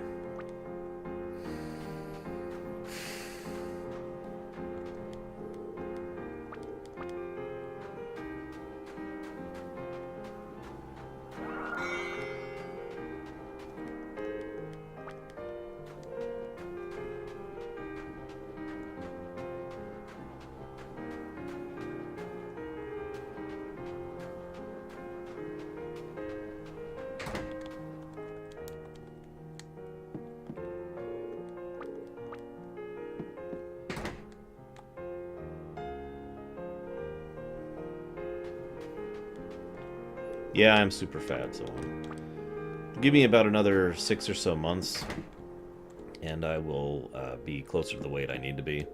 Well, I shouldn't say need, that's actually wrong. The weight I want to be. But right now, I am a super fat, worthless bastard.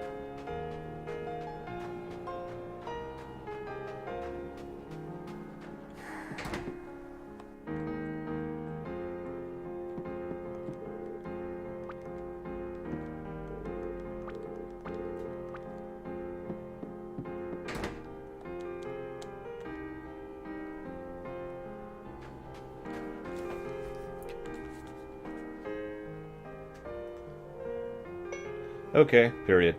Have a good day, comma. Phone hugs, period. Phone hug. That's because Meme Run was a disgusting waste of everything, Buzdogan.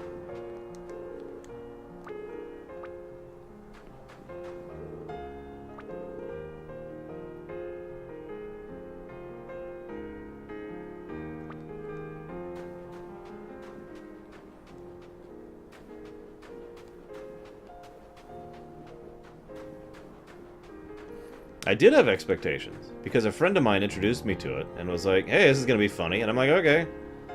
And then it wasn't.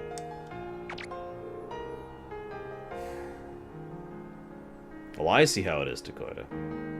You don't want to watch my Let's Play of FF7. I do actually also have big bones, which kind of sucks, really.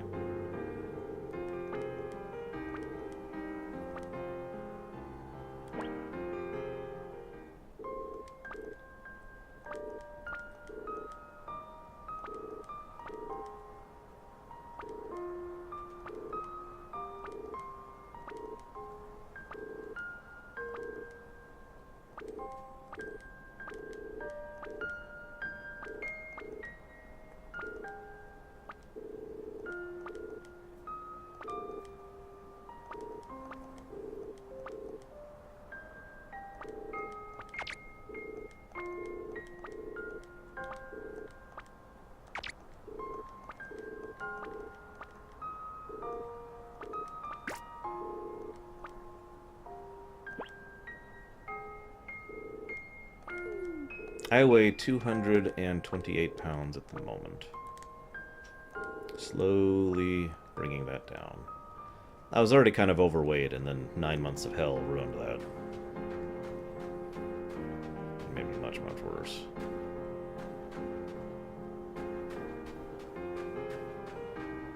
That's sort of terrifying, Kay.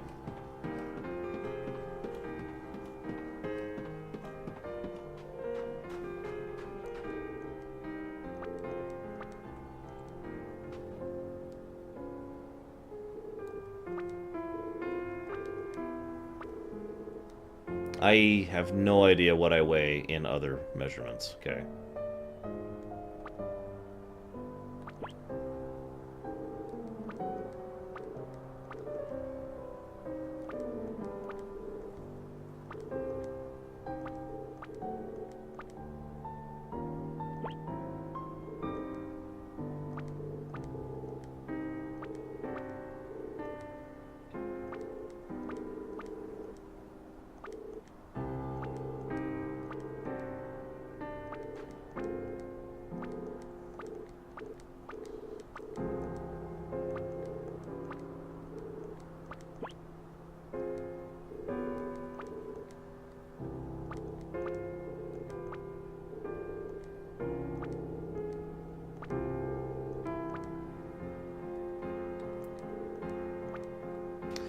Okay, so that was some interesting world building just there.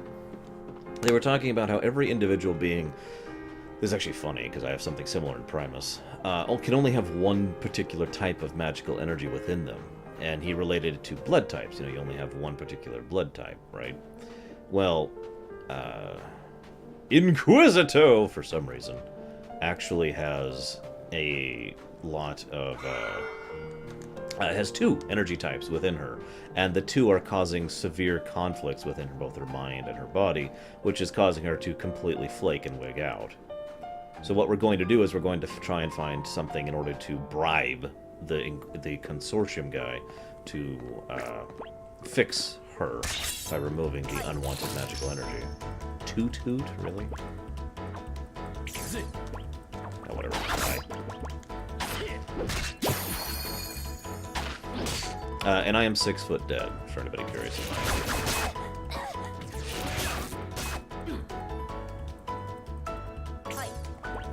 It's possible she's possessed. I wouldn't know. Because I haven't played this game before. What happened is she was out on a field op, and one of her soldiers was left behind. So she went to rescue him, and an avalanche happened, okay? Now, they all assumed that she died. And a full month passed before she randomly showed up on the back at the village, alive and well. And as you might imagine, she has not been the same since.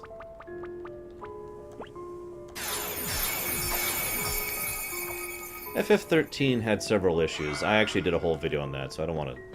Like, it's hard to summarize FF13's problems, because it didn't do one thing wrong. It did about 10 things all wrong. And that was the problem. They were actually all little problems, too.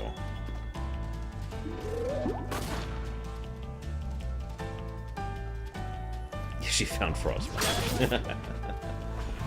Which is great, because then I'll kill her and get it back. Sweet.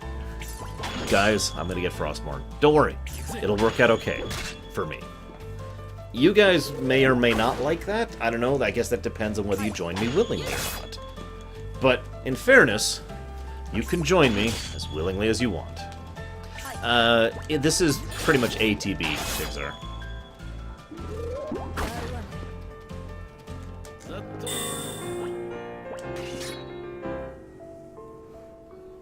Like, there's a little bit of turn-basediness, but not really. It's ATB. I hope I'm going the right way to find this. Zagoten, help me out. Am I going the right way to find this Magara thing? I already have a prediction, by the way. So, okay, I'm bribing this consortium... Oh, damn it.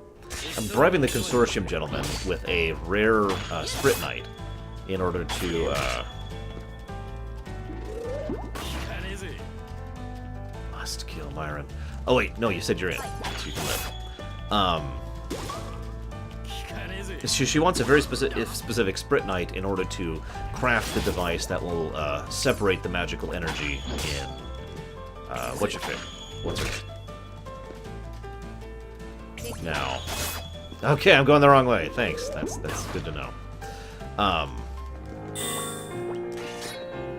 Anyways, I would be very much not surprised if the creature we're going to steal the Sprit Knight from is actually either the kid that we encountered earlier or someone like that, you know.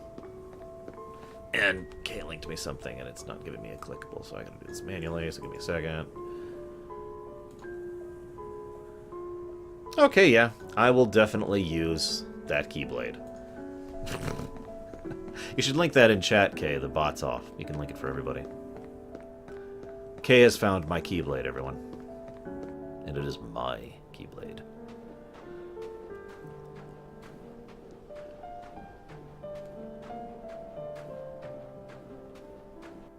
But yeah, if you go watch just the very first, like, hour or so, I know that sounds like a long time, of my FF13 lore run, I pretty much just lay it all out with everything I feel like the game did wrong before I actually really talk about it and really play through the game. And then cheat, and then screw up the cheats.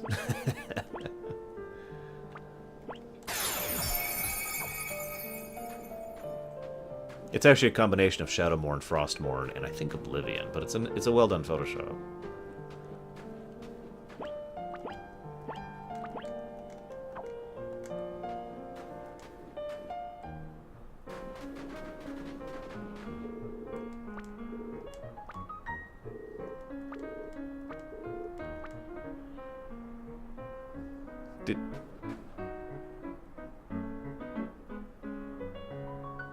You're fine, random.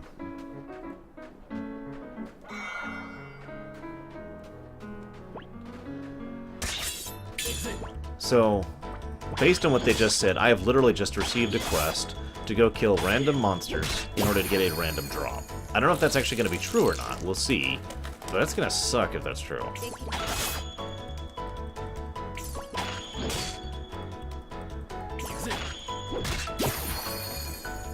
I saw a bunch of people with Keyblades at Gen Con. There were some really good ones. And then there were some not so good ones. But and I actually got a shot of this, so you'll be seeing this on the footage whenever I finish editing that video together. I got a shot of a person who was selling wooden Keyblades. They were supposed to be decorative, but they were still pretty cool.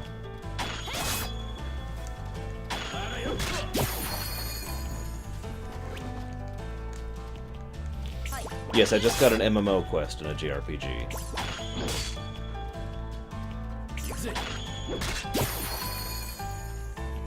Encounters only respawn when you leave an area. So basically, no.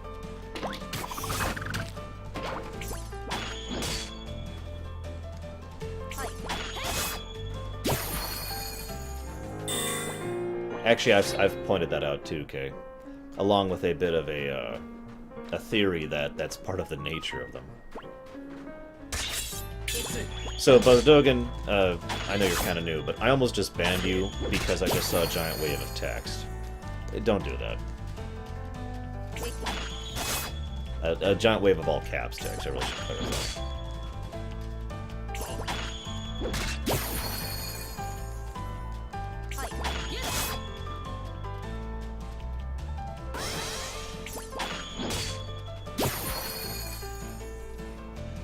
Yeah, I've had some people speak both positively and negatively of the Xenoblade format. And FF12. Although FF12 doesn't really have the MMO quest thing. I mean, it has the hunts, but those really are a different thing than the go kill X and Y kind of situation.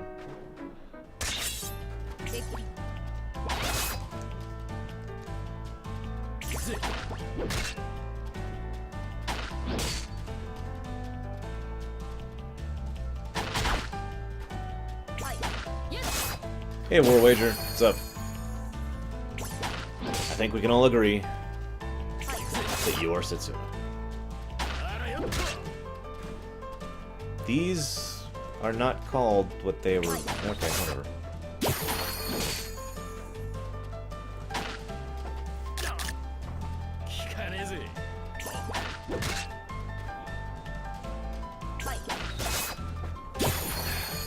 I have spoken many times negatively about the drop rates. Oh, I got the Madara Sprit Knight. Woo! So I got 3 Madara Sprit Knight. I'm good. Anyways, I have spoken many times negatively about the drop rates of FF12. Not a fan. No, I have not watched Overlord, the anime. Well, to my knowledge, nothing has changed, Kay? Is my audio changed for anybody else? Real question. I need to know this stuff.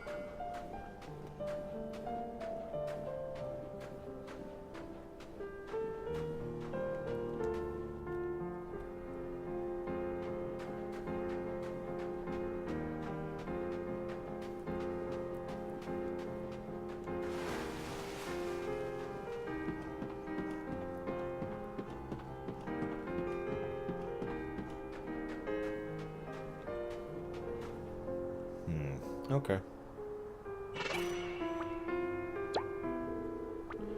You found one. Thank you, thank you.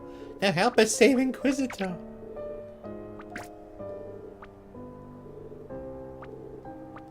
He was enjoying that Sprit Knight a little bit too much.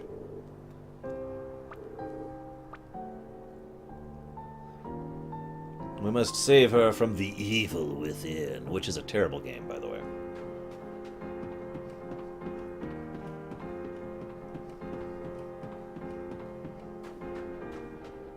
Yeah, I probably should.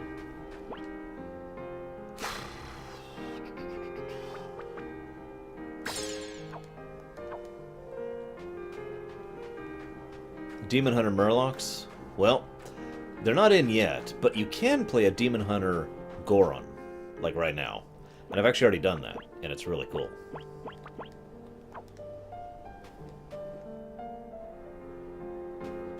You have to wait a little bit longer for the Murloc Paladins, too. Sorry. It's a dumb game of dumbness that's very dumb.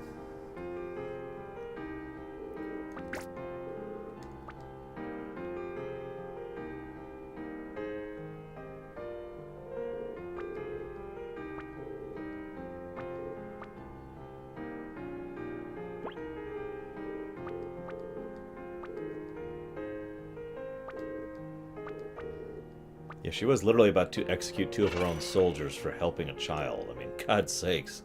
What is this, the Imperium of Man?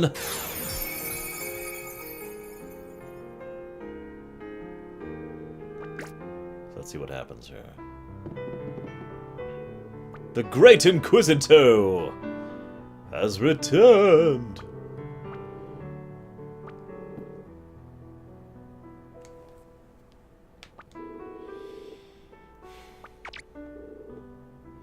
Do you remember what you did to me? Nope. You stroked my head. Yeah. Okay. If you're forgetting, what she actually did was nearly freaking kill him. Like I said to Koida, I honestly feel that's actually good writing, not bad, because a lot of people in this setting are not only really defeatist, but very selfish. Remember how people were actively irritated that yet Setsuna has not already killed herself for the sake of their betterment. You know, the whole entitled thing, and treating her like a thing. You know, the sacrifice, that kind of a thing.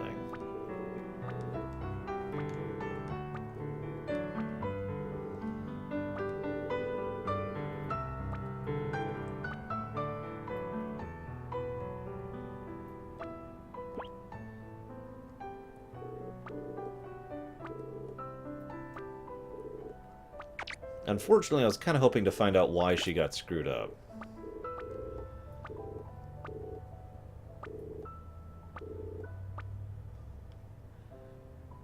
Bait and switch. We don't actually get Inquisitor as a party member. We get Lilius, her fanboy.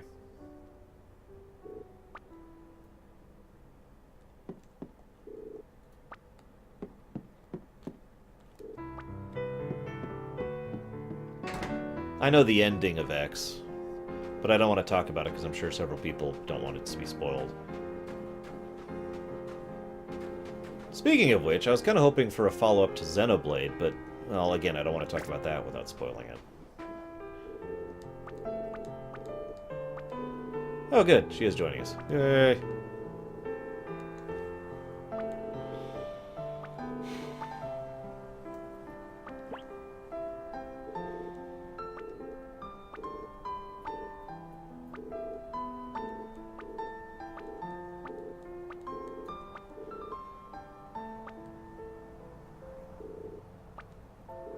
Alright, so here's the end of the game. No, I'm not going to. So, Inquisitor has joined our party, and I think she's going to replace someone in our party. Namely, Eternia. Because I want 3 heavy melees in my party, because it's a JRPG, and let's be honest, that's kind of the best way to play JRPGs in my opinion. Melee, melee, melee. Biggest mistake in gaming history. The Atari crash of the early 80s. Late 70s. However you want to think of that.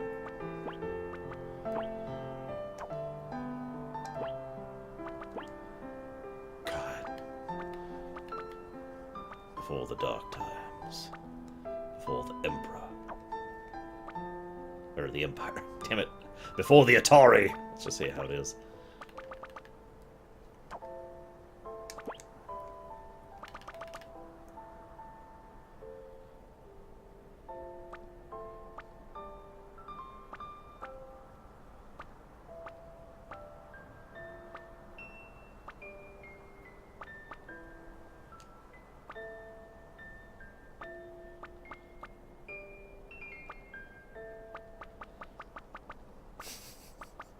Less known?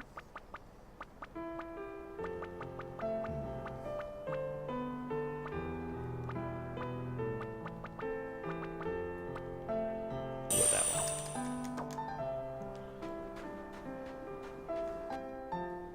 See you around, Zoan. Have a good one. I don't know what happened to his face, Karmaku. Although I suspect it happened during his previous pilgrimage, which failed. Basically, each time it strikes physically, Kay, it also strikes spiritually. So each soul adds more to the spiritual strike. And more, and more, and more, and more. I think you get the idea.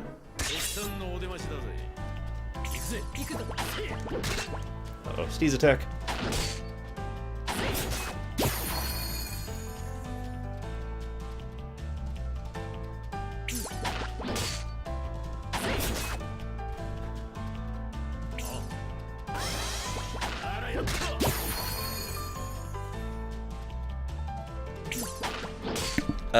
Not necessarily, Kay.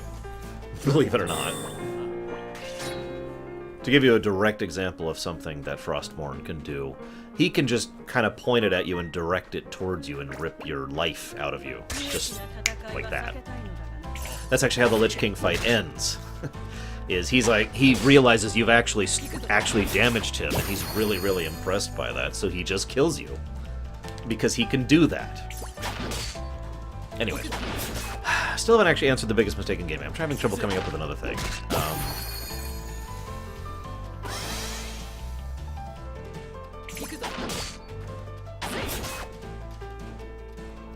This isn't a single mistake, but the tendency towards bullet point syndrome, I would say, is the overall... Well, no, that's actually a lie. That is the second biggest problem in gaming right now, is bullet point syndrome. I know, right, Tigzar? It's Breath of Fire 3 all over again.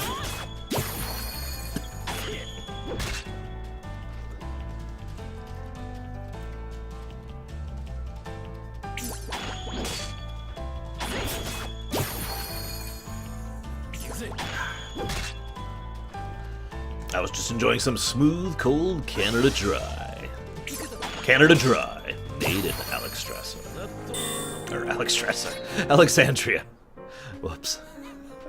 It is not made in Alexstrasza. Stop thinking what you're thinking right now.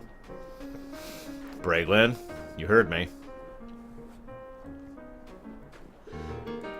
Yeah, it does actually make sense. She lost her extra power. So, I mean... yeah.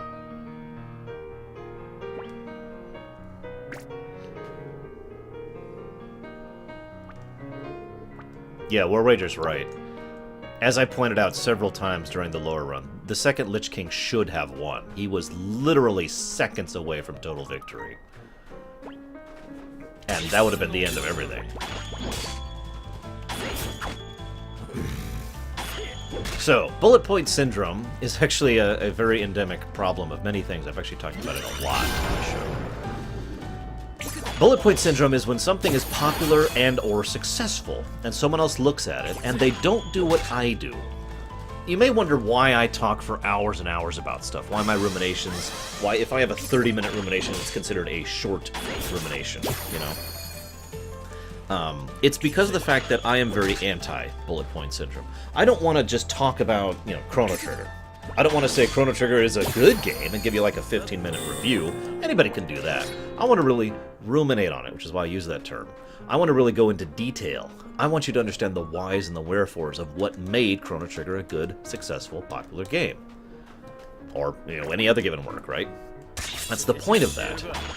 Bullet point syndrome is the exact opposite, where someone would look at Chrono Trigger and say, okay, so it's a JRPG, and it's got a small number of characters, and it's got time travel. And they just take 3 bullet points, which don't really explain the depth and complexity that goes into making something good, and they just repeat the bullet points. And what often happens is the first company or game group or whatever, this is true for movies as well, and television and books, they'll look at what made that popular and they say, aha! So they'll make their bullet point game or book or movie or show. And, I don't have any... Oh, I do. And and they will go ahead and make it, and it'll still be popular because it's still at least close to the, it's still close to the original source material of what made the original, accurate, you know, successful, right?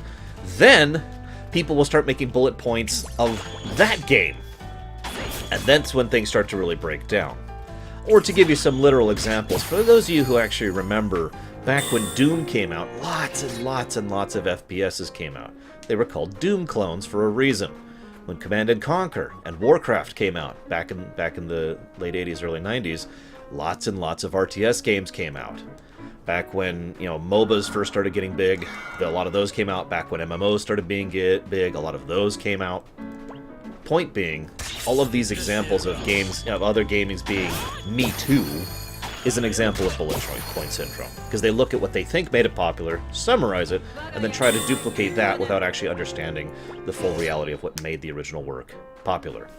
Modern Warfare, the original, as in Call of Duty 4 Modern Warfare, is probably the most recent and most prevalent example of Me Too syndrome in the modern era, because lots and lots and lots of the, you know, realistic wartime blah blah blah blah blah shooter were all looking at Modern Warfare and saying, well, what made it popular, and bullet point it.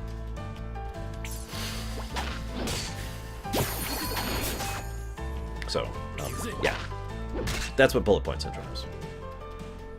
The first biggest flaw in gaming is also the biggest flaw in all of civilization in general, in my honest opinion, which is the quarterly return mentality, which I've talked about extensively.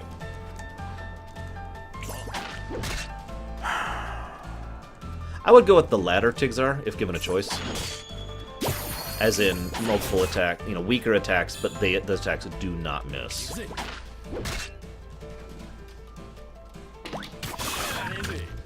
Ow! Damn, that hurt.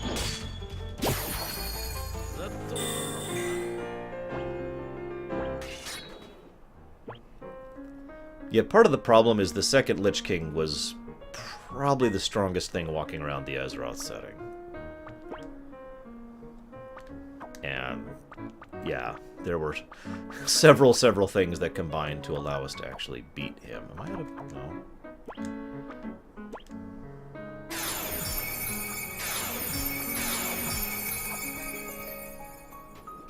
no. Rise of Nations. It doesn't sound familiar off the top of my head. So I'm going to go ahead and defer to no.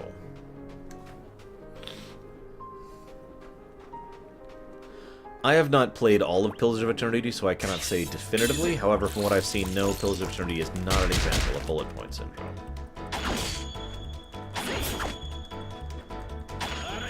Yes, Zagon. We talked about that during the Chronicles video.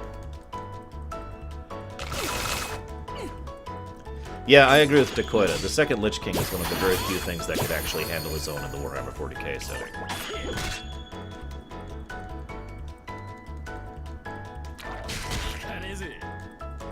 I don't think they will, Brigwin, but I hope that too. I do know something spoilery about that, which I'm going to give a spoiler about Legion in 5, 4, 3, 2, 1. So we do know that they are going to invade, at the very least, Mount Hyjal and Pandaria in Legion.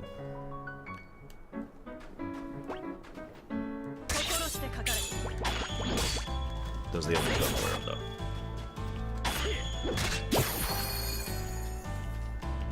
Oh, I know, Bragwin. Holy crap. The only question would come up as to how the Lich King's particular power would interact with Chaos.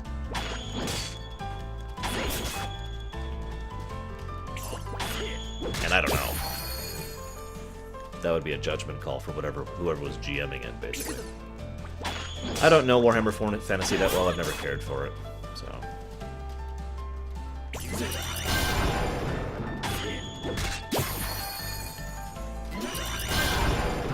Ow. Why do you hit me so hard? Have I not proven that I hate you?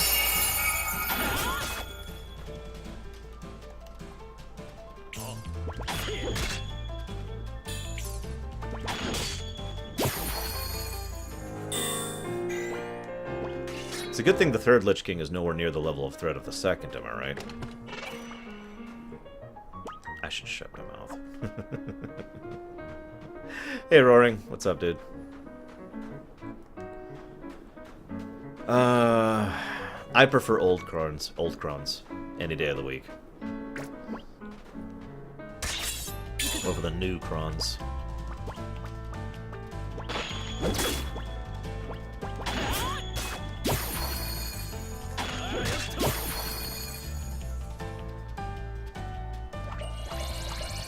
By the way, Kay, I don't know if I made this clear, but I'm kind of waiting on you guys to do stuff on the airship. Unless you want to just say, we wait until the airship moves on, which you can totally do. Roaring, Twitch is just terrible. I mean, I hate to say that, but that's kind of it. Twitch has been very inconsistent with notifications for a long time. Don't worry, in about 4 or so months is when that app will be released. And then, you know, hopefully that'll help.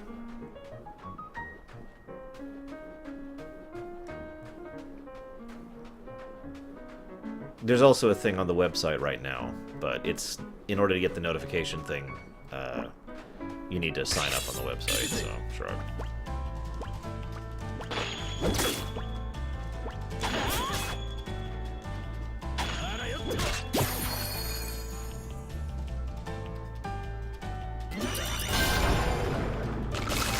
Yeah, pretty much, Brave.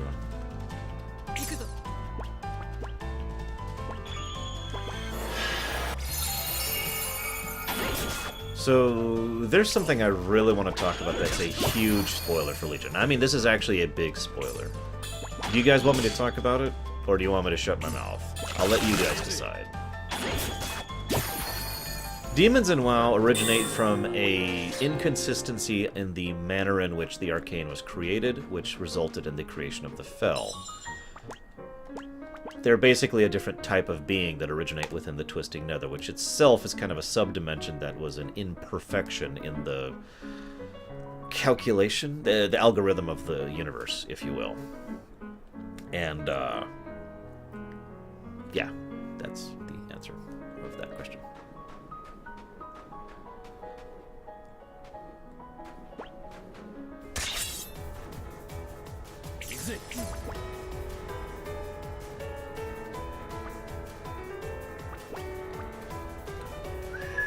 I think this is a bonus fight. I think this is a bonus fight, and I'm screwed. Alright, so here's the spoiler, okay? This is your last chance. Okay, you ready, guys? This is the last chance. In fact, hang on just a second. Oh! Okay, that's not too bad. Come on, let me do something. Okay, should be paused. Give me just a second. Give me just a second, guys.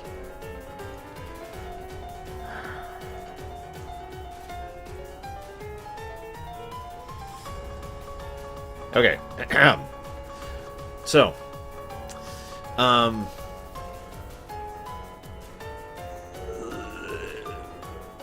the third Lich King is active during Legion. That by itself is not that big of a spoiler. A lot of people have already guessed that. But it's true.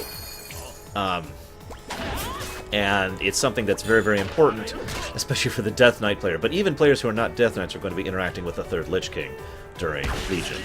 Now, I keep calling him the third Lich King and not Bolvar because it's made very clear that it is a new being, and we're not really sure how much of him is Bolvar and how much of him is the essence of the Lich King. So, whoever the third Lich King really ends up being, at the moment he's an ally because he's against the Legion.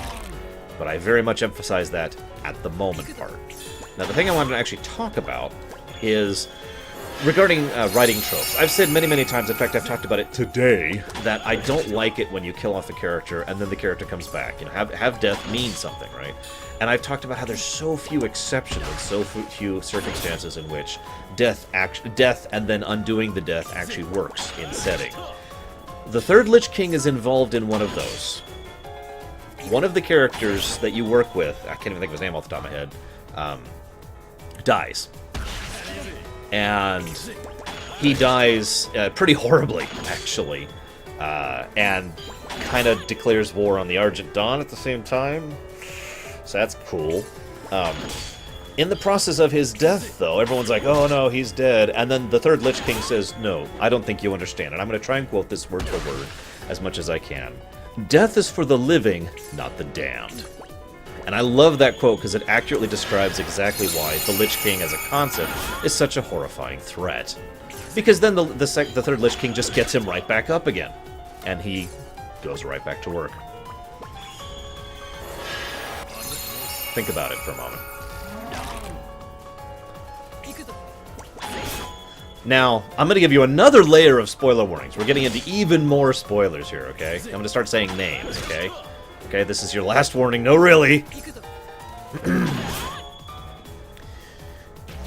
The person who died was Darian Mograine, as in, you know, the Ashbringer's son.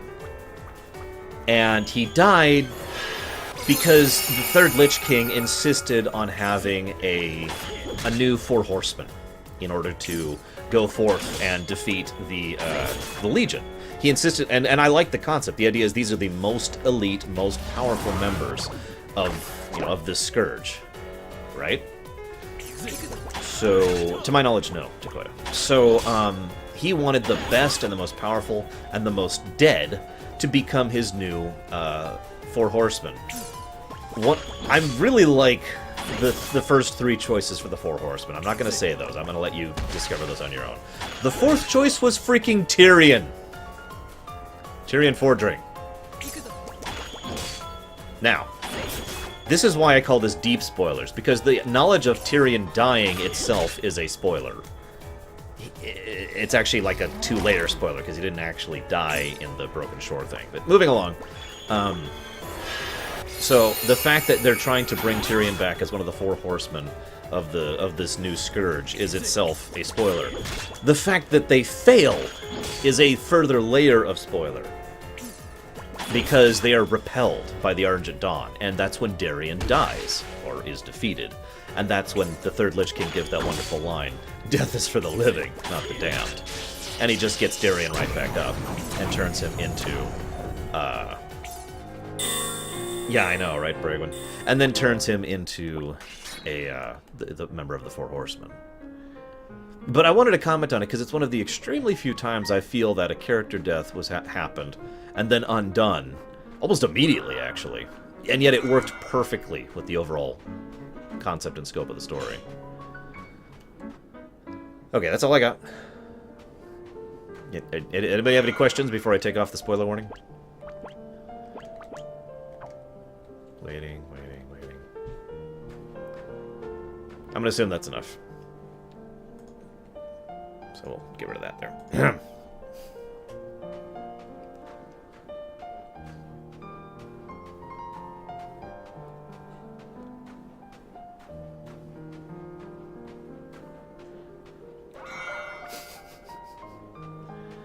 Yeah, as Uldrith mentioned earlier, I think Legion should end, at best, in a Pyrrhic victory.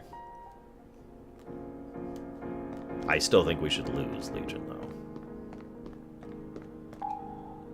The Headless Horseman does not fit in at all. He's just some dude who happens to be an undead. Well, this is definitely not some ancient, advanced society place.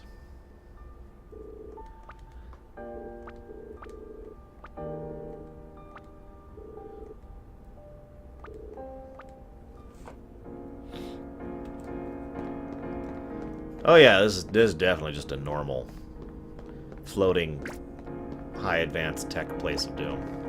It's dead, Roaring. You killed it. By which system, Buzzdogan?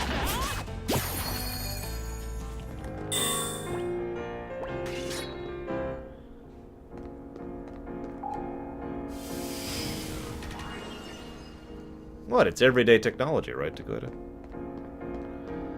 Hey, Myron just signed up for my website. Woo. Yeah, it's a little bit too hot to have the lights on right now for an extended stream. Honestly, I'm debating turning on the fan, too. And asking you guys to bear with me for the extra noise. Should I turn on the fan? Vote now!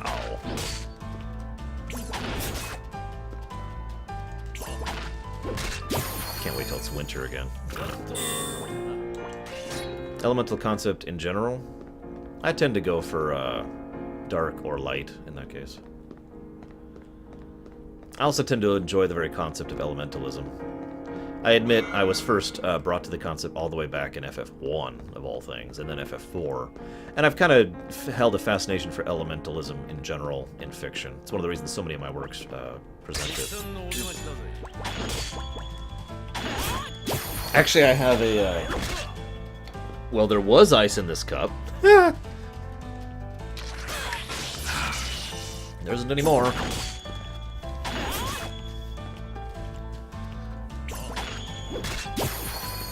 You know what? Does anybody feel like doing me a quick favor? Just look up if there's any cheats for Am Setsuna. I'm just curious.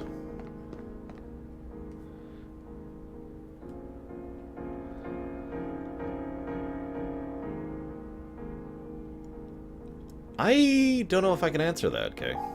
I guess it's up to you. If you literally want to say we want to chill and wait out, then all you have to do is say that, and I'll just progress things for you.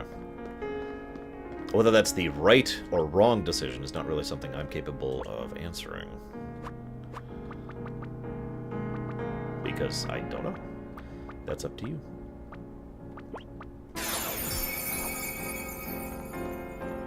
I try to think of it as there's no wrong answer in D&D. I obviously don't always get that across, since a lot of my players complain that they did the wrong stuff in All Irat.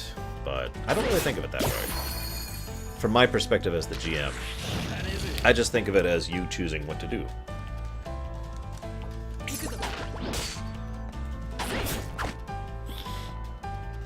Well, there's a trainer here.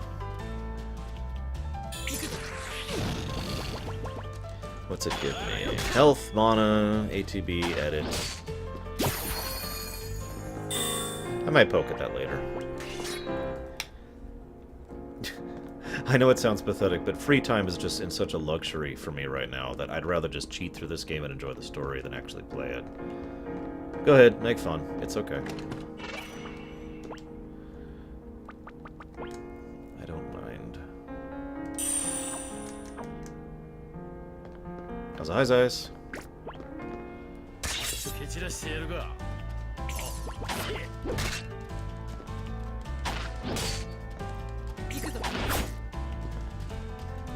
Well, I didn't actually get into the Avatar series, Buzzdogan, so I never really watched it. I know it exists. Never been into it, though.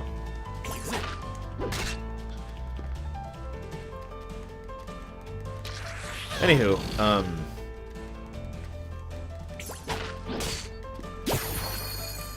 although the Avatar movie was, by all accounts, absolutely terrible. One thing I've noticed as I get older is I have less spare time. Anybody else notice that? Oh, random bystander just signed up for the site too. Yay! I'm pretty sure I'm doing something wrong in terms of the gameplay. It wouldn't be the first time I've just not understood a game and therefore screwed up playing it and made it harder than it should be. Now, to make things clear, I often play games harder than they should be because I enjoy doing that. I actually tend to challenge run most games I play. But, that's different. This is a situation where I feel like I'm just doing something wrong, or the game is just a bit of a slog. It's the same way I felt during, that Warhammer 40k, spaceship game that I can't remember the name of right now. You know, I felt like I was actually putting forth real effort and trying, and it still felt like I was just constantly screwing up and doing wrong, you know? Despite micromanaging, despite trying to be careful, despite everything, it still felt like I was just slogging through it. Fallout 4 was actually another good example of that. Have I ever went neat? What the heck is neat?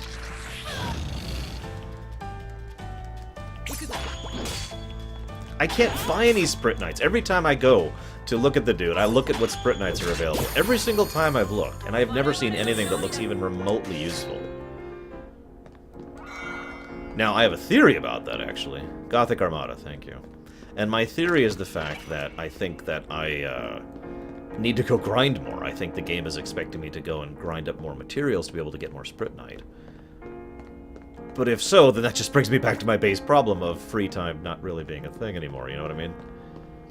Granted, I tend to think that if grind is required for progression, then a game is... then that's bad. I know that that's actually kind of an unpopular opinion, and I have received a lot of flack for that opinion over the years. But like, for example, you notice I'm just kind of avoiding fights here. There are people who will say, well, this is your fault. You should just go fight everything and grind your face off, and you should go back and fight all those things again and again and again. And it's like, if I have to do that to be at the point where I feel like I'm at least competent combat-wise, you know, I feel like there's a flaw in that system. That's just my opinion, of course.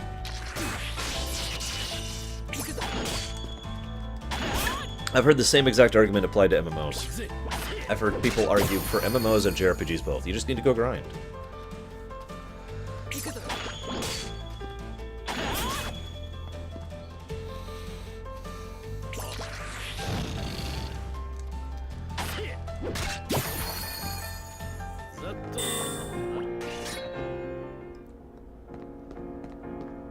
I don't know.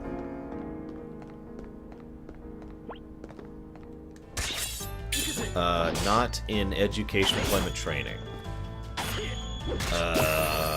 No, I don't think I've ever had a point in my life like that.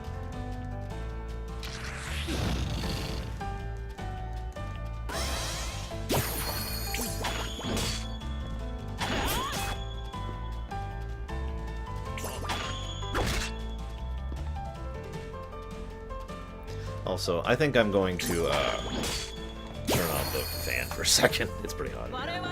Tell me if it's bad. I'm going to turn the fan on and turn it to low. Oh, see if it's bad.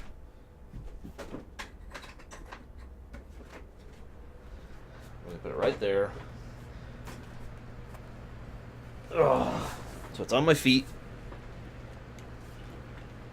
That's not a wall, Mind Blast. That's like 3 sentences. Okay.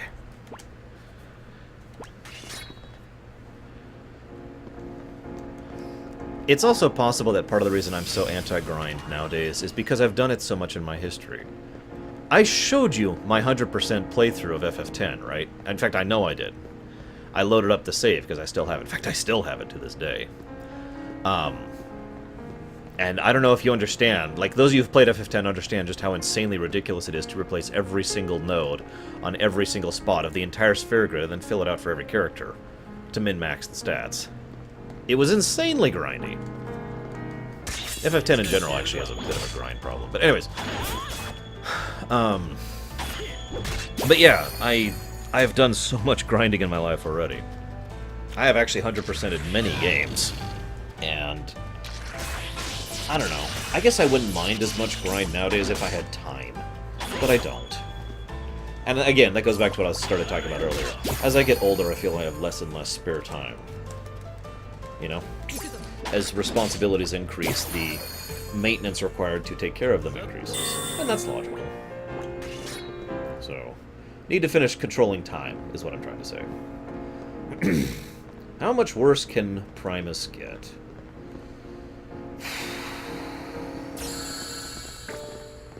A lot? I think we'll go with a lot. Yes. It could get worse in 2 different ways, too. Yes, WoW used to be insanely grindy. I was actually having a big rant with Pax just last night about that. I shouldn't say rant. He agreed with me. The point was we were both talking about how some people seem to confuse grind with difficulty. Some people are like, oh, WoW used to be so much more difficult back in the day. And I actually disagree with that sentiment. I think WoW used to be slower and more grindy back in the day. I don't consider that to be difficult. Wait, why am I here? Am I in your dreamscape? What the hell, man?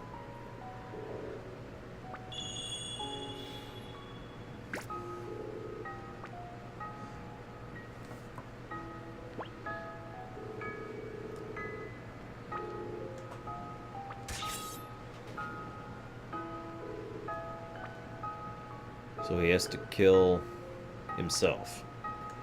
But himself is worried about what he's going to do. I already have some theories about this one.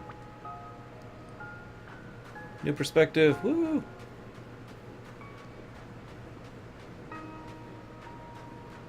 Yes, even in your dreams, there is snow.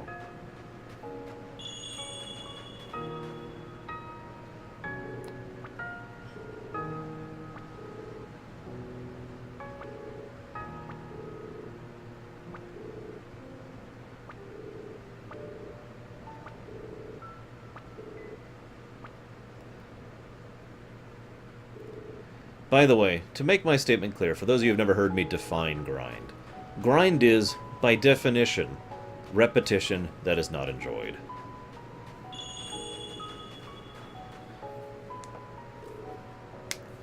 In other words, if you enjoy, I don't know, leveling in a game, if you enjoy combat in a game, if you enjoy maxing out your materia in a game, that's not grinding, because you enjoyed it. And I really keep making that... I know I've been saying that for years, but I want to keep hashing that point in. Because the whole point is grind is when it gets too much. When you're not enjoying it. And that goes into what Kay just mentioned, too. You know, sure, going and killing a mob once, that might be fun. And killing a mob 5 times might be fun. Killing a mob 500 times gets a little bit ridiculous.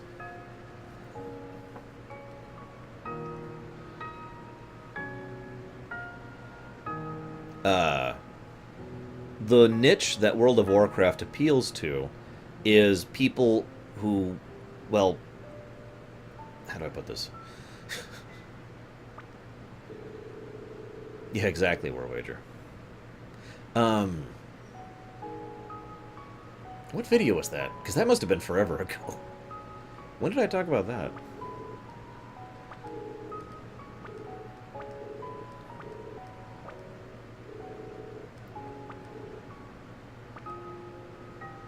So, in case this isn't blatantly obvious, this is the previous pilgrimage which he went on, which is one of the reasons why another pilgrimage is needed so soon, because his pilgrimage actually failed, and he never actually succeeded at it. So there was no previous sacrifice. Also, he had a wife who was pregnant. Best guess as to what happened to her.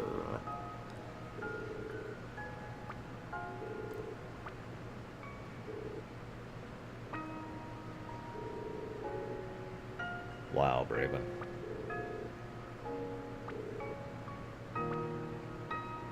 Also, hi, Deutsch.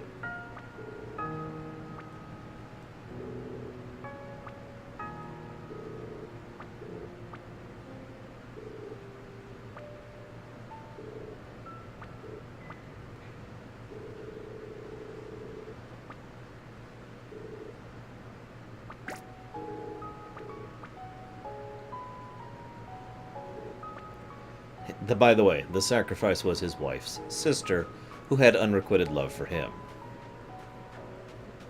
Just to add to that.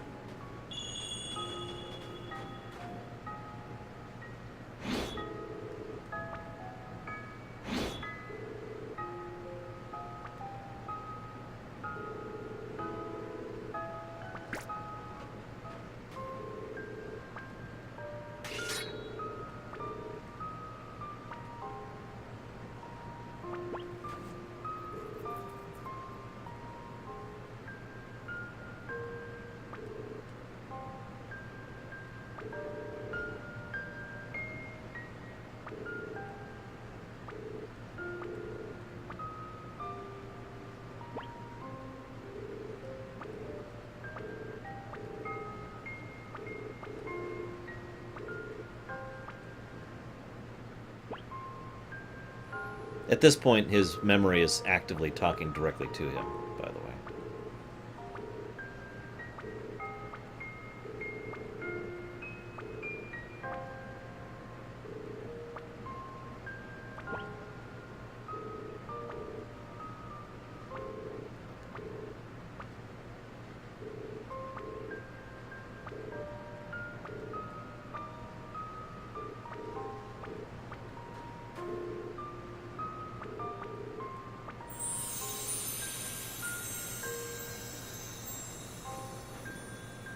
One thing I've noticed about the Kingdom Hearts series is they like to reinvent the wheel every single game. That's been true for a while.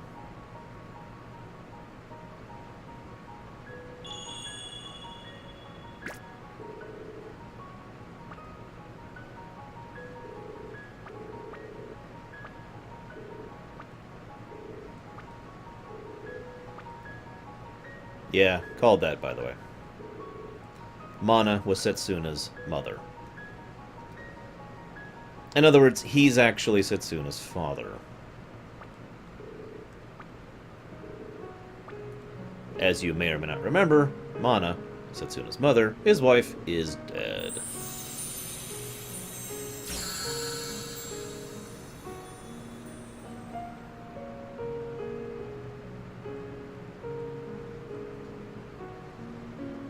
You know, Takoida, that would actually make a lot of sense. Because we pretty much just shoved him out of that one. We ripped him out of his own guilt-induced coma.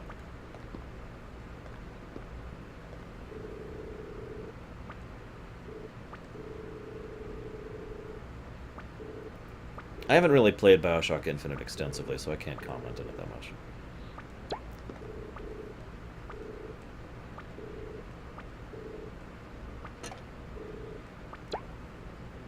And of course, he's refusing to tell her that he's her father. Sorry, I am your father, blah blah blah. That was actually pretty emotional, if I'm being completely blunt. And again, ties back into that whole acceptance of inevitable horrible fate theme that this entire work tends to have. He failed to protect his stepsister. And then his wife, or stepsister, yeah, that's right. And then his wife died, and now he's ensuring that his daughter dies as well. And this is something that he has grown to accept, and indeed has to accept. He has to accept how incredibly horrible these circumstances are in order to be able to move forward.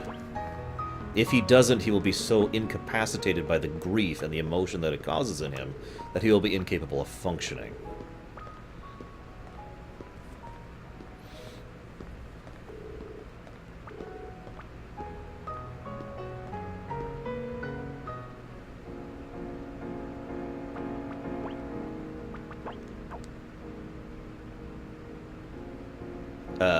No, I do not, Deutsch. What do you ask?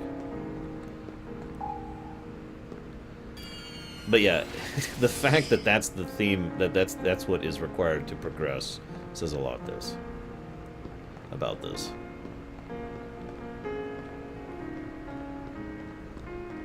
Very different, Buzzdogan. For one thing, we never would have had Nintendo. And I know some people will be like, woo, Nintendo, it's bad and horrible and hate it. Those people are stupid, because try to imagine for a moment what life would be like if the NES had never happened. Try to think how completely different entertainment as an entire industry would have moved forward without the NES.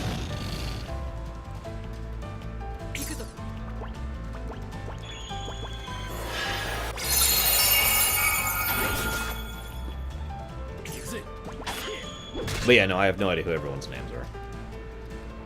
Except for Setsuna, of course.